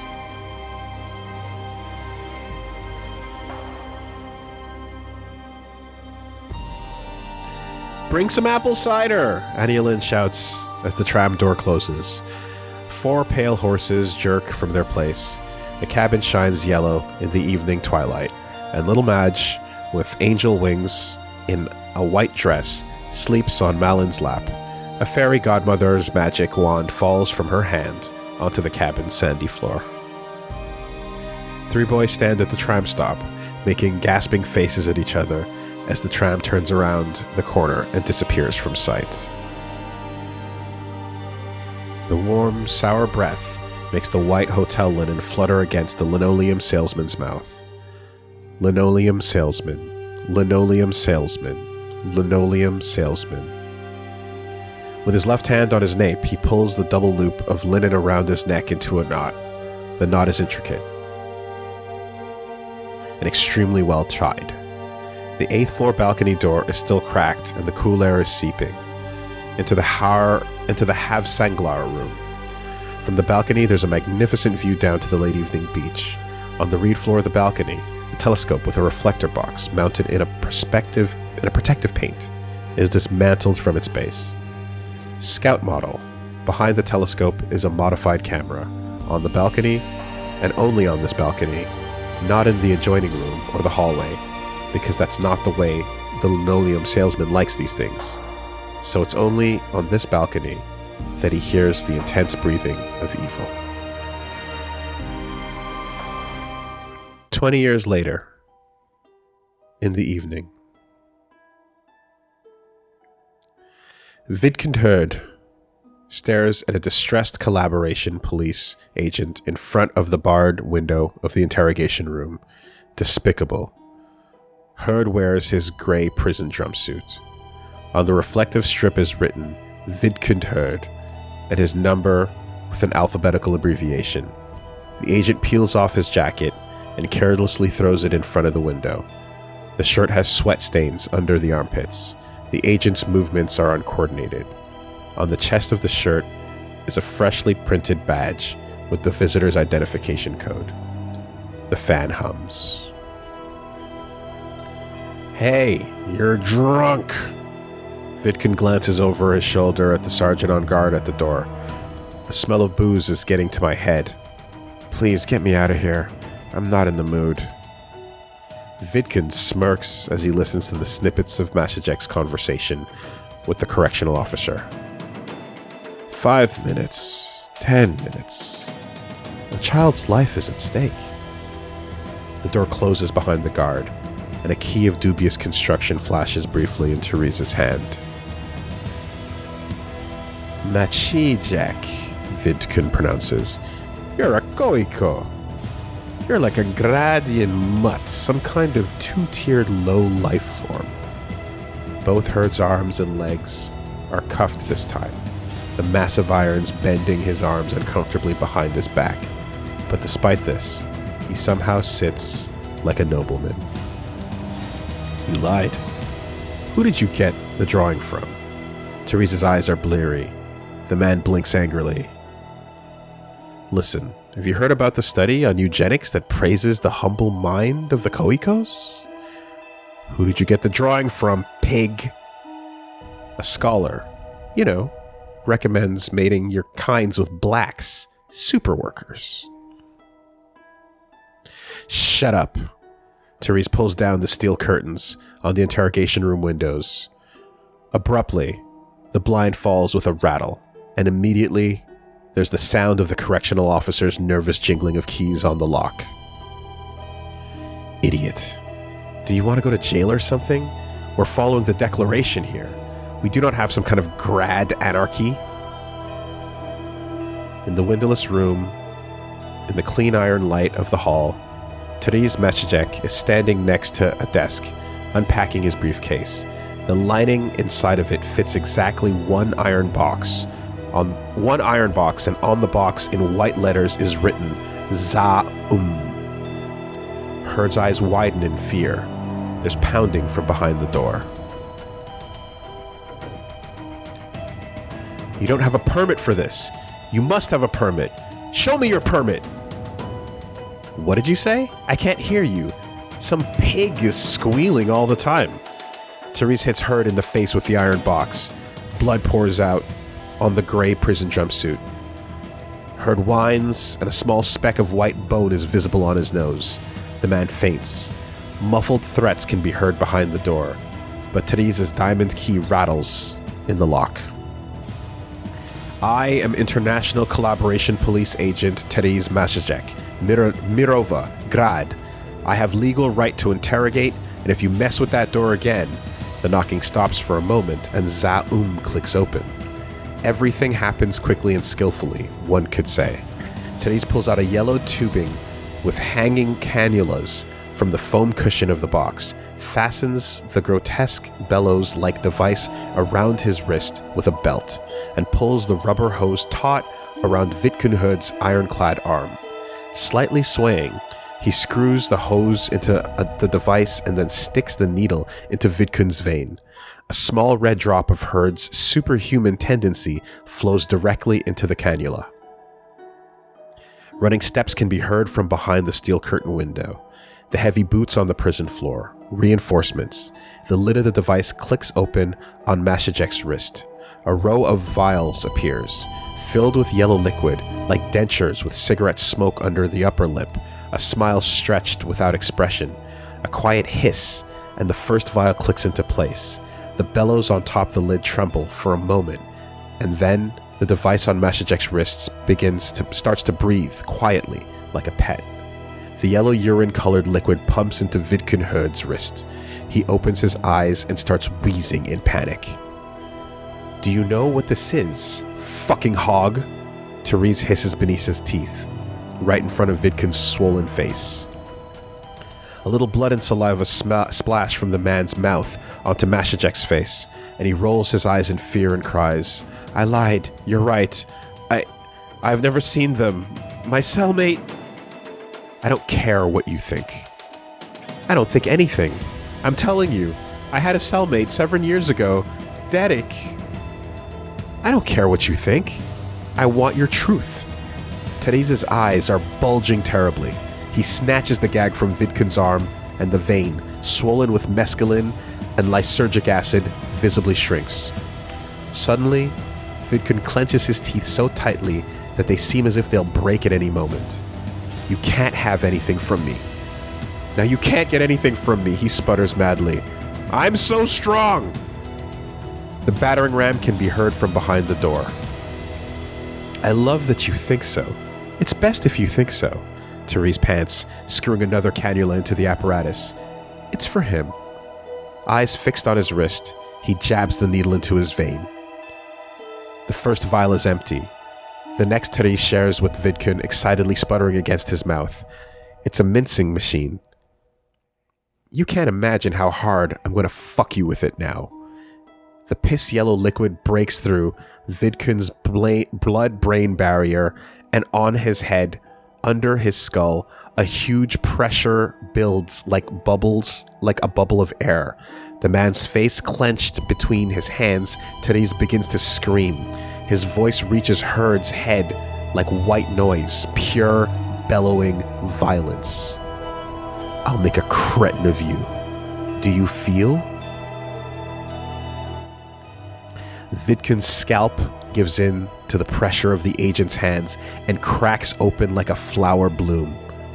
It feels like something is being born from it. VIDKUN's handcuffs rattle helplessly. The man tries to hold the substance that is bursting out of his head with his hands. Pieces of his brain still fall from his fingers to the floor. He can't. It's too slippery. There's too much of it. I can see you're open in front of me. I'm going to open you up. Therese pants, watching the whole of VIDKUN Herd open up in front of him. The man trembles under the sharp fingers of the agent and tries with all his might to tell him what he's looking for, to say it in a human language, but his mouth no longer works. And all this time, as Therese wades through his head like a tiger in water, VIDKUN sees only one picture reflected back at him from Therese's mirror. On that cool surface, where VIDKUN escapes from the devastating slaughter in his own head, Charlotte Lund's dark green eyes look at him.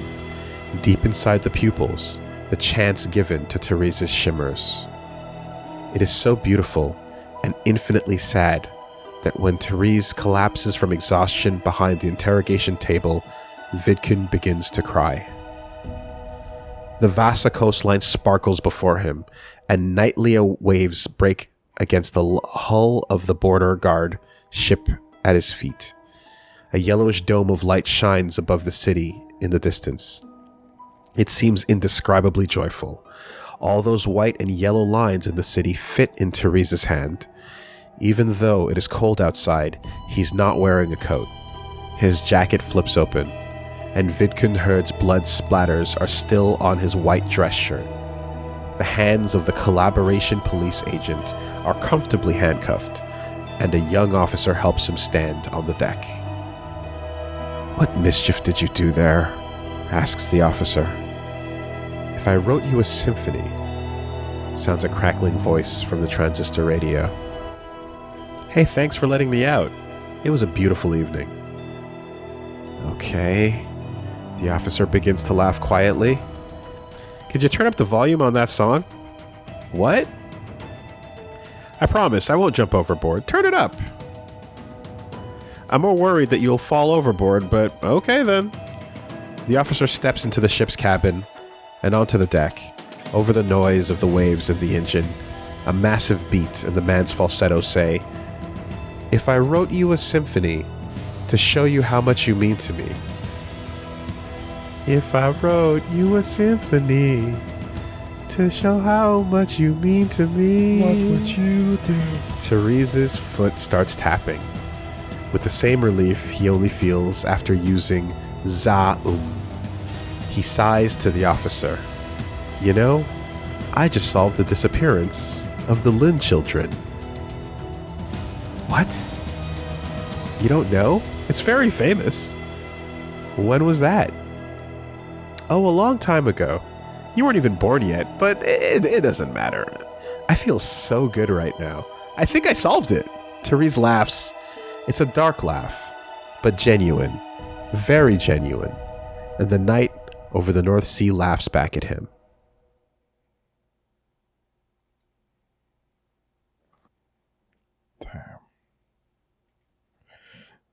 Damn. Interrogation.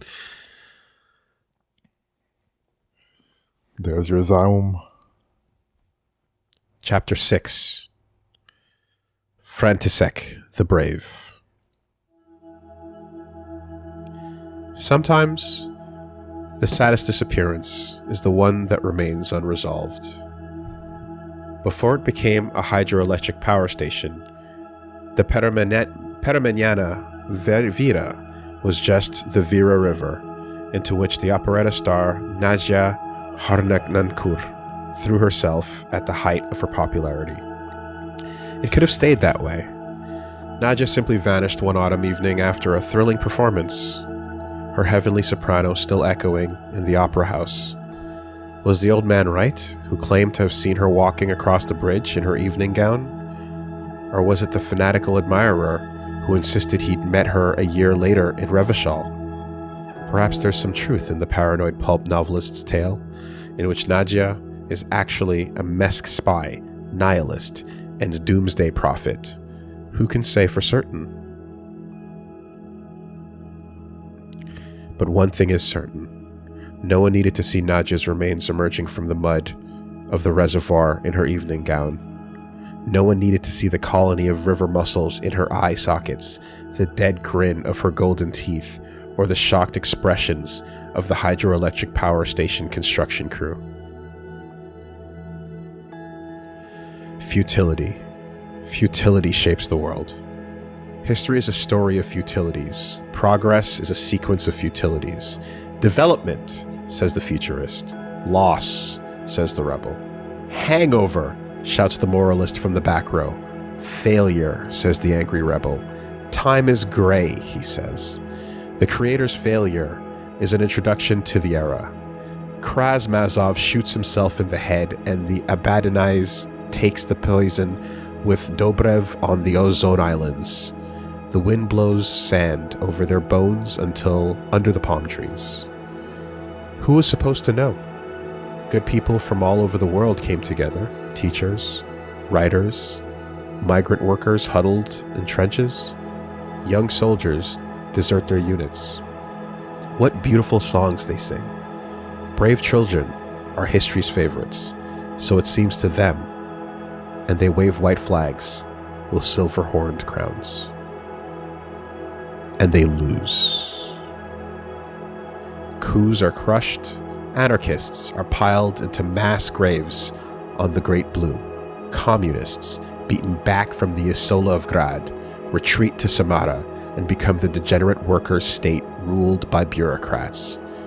The disappearance of revolutionary lovers is resolved 35 years later when the hugging skeletons of Abadanais and Dobrev are found on the shore of an unnamed Ozone island by Riche Lepomme's 8-year-old son Eugene during a Saturday evening outing. Wearing shorts and a butterfly net, he stands and looks perplexedly at the bones of his past as they cling together, faded and smooth. Where does one begin and the other end? Time has mixed them up like a deck of cards. Afterwards, Riche erects a hotel there with a now world-famous health center. But the greatest failure is not how Mazov's global revolution ended in bloodshed and then defeat, nor is it how the bones of revolutionary lovers are now displayed in an aromatherapy waiting room. With internal unrest suppressed, Grad becomes a world power, a giant nation, its cities thriving, and the light of this growth shining like a sparkling network from orbit. Whole nations disappear from the map of the world. Nations where Mazov once had many supporters. Nations like Siemsk. Nations whose peoples are derogatorily referred to as Koikos. And this goes on for so long that eventually they even begin to call themselves that.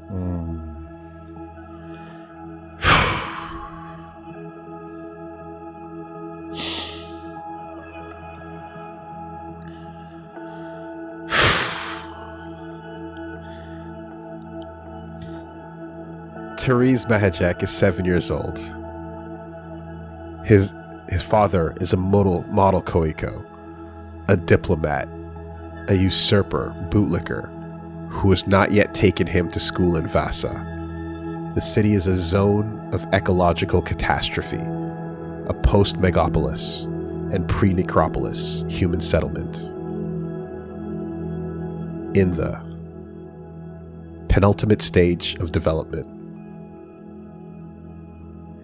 Damn, give me a minute. That one hit. Ugh. Is it defeated people or empowered people reclaiming a name?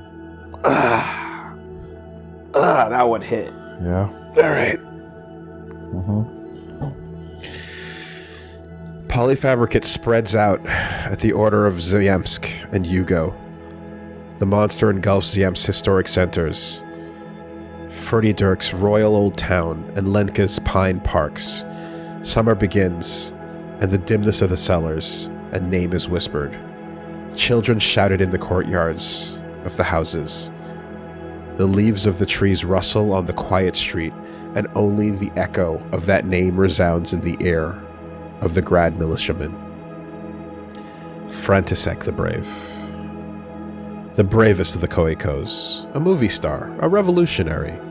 It was just recently that the riots were brutally suppressed in the spring, and now nothing has been heard of him for 2 months. It's said that he lurks far away in the taiga, in the Yakut Reserve, and acquires special abilities from the indigenous priests. Fantastic things. His step eagle cheekbones and yearning gaze, a gentle smile, as if the sun were rising above the taiga. A smile he saves only for those rare occasions when his serious eyebrows are furrowed with worry. His daring face appears in forbidden films in the Jersey factory, where women are brave, sewn into the white cloth from tank tops and panties. No, Franticek the Brave is in Samara, negotiating. He's coming with the forces of the People's Republic. Don't be naive. Franticek is far away in the Kola, in winter orbit, in Ignis Nielsen's hut. They'll never find him. Quiet. Franticek the Brave wouldn't hide. Just yesterday, he was seen in line to buy meat. He now has a false beard and a butcher's apron. He called himself Vorzan Sark. Read it backwards. But the months pass, and no news comes. And soon it's autumn. Industrial dust falls like morning veil onto the golden and red leaves. In October, it's a completely different story. A completely different story begins to circulate in Zemsk. Quiet and timid, Franticek the Brave was shot behind a dumpster.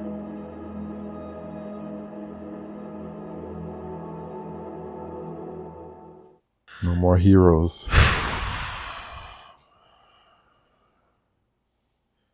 All right. I think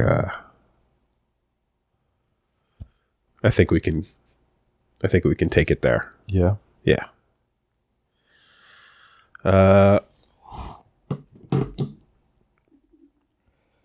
Damn.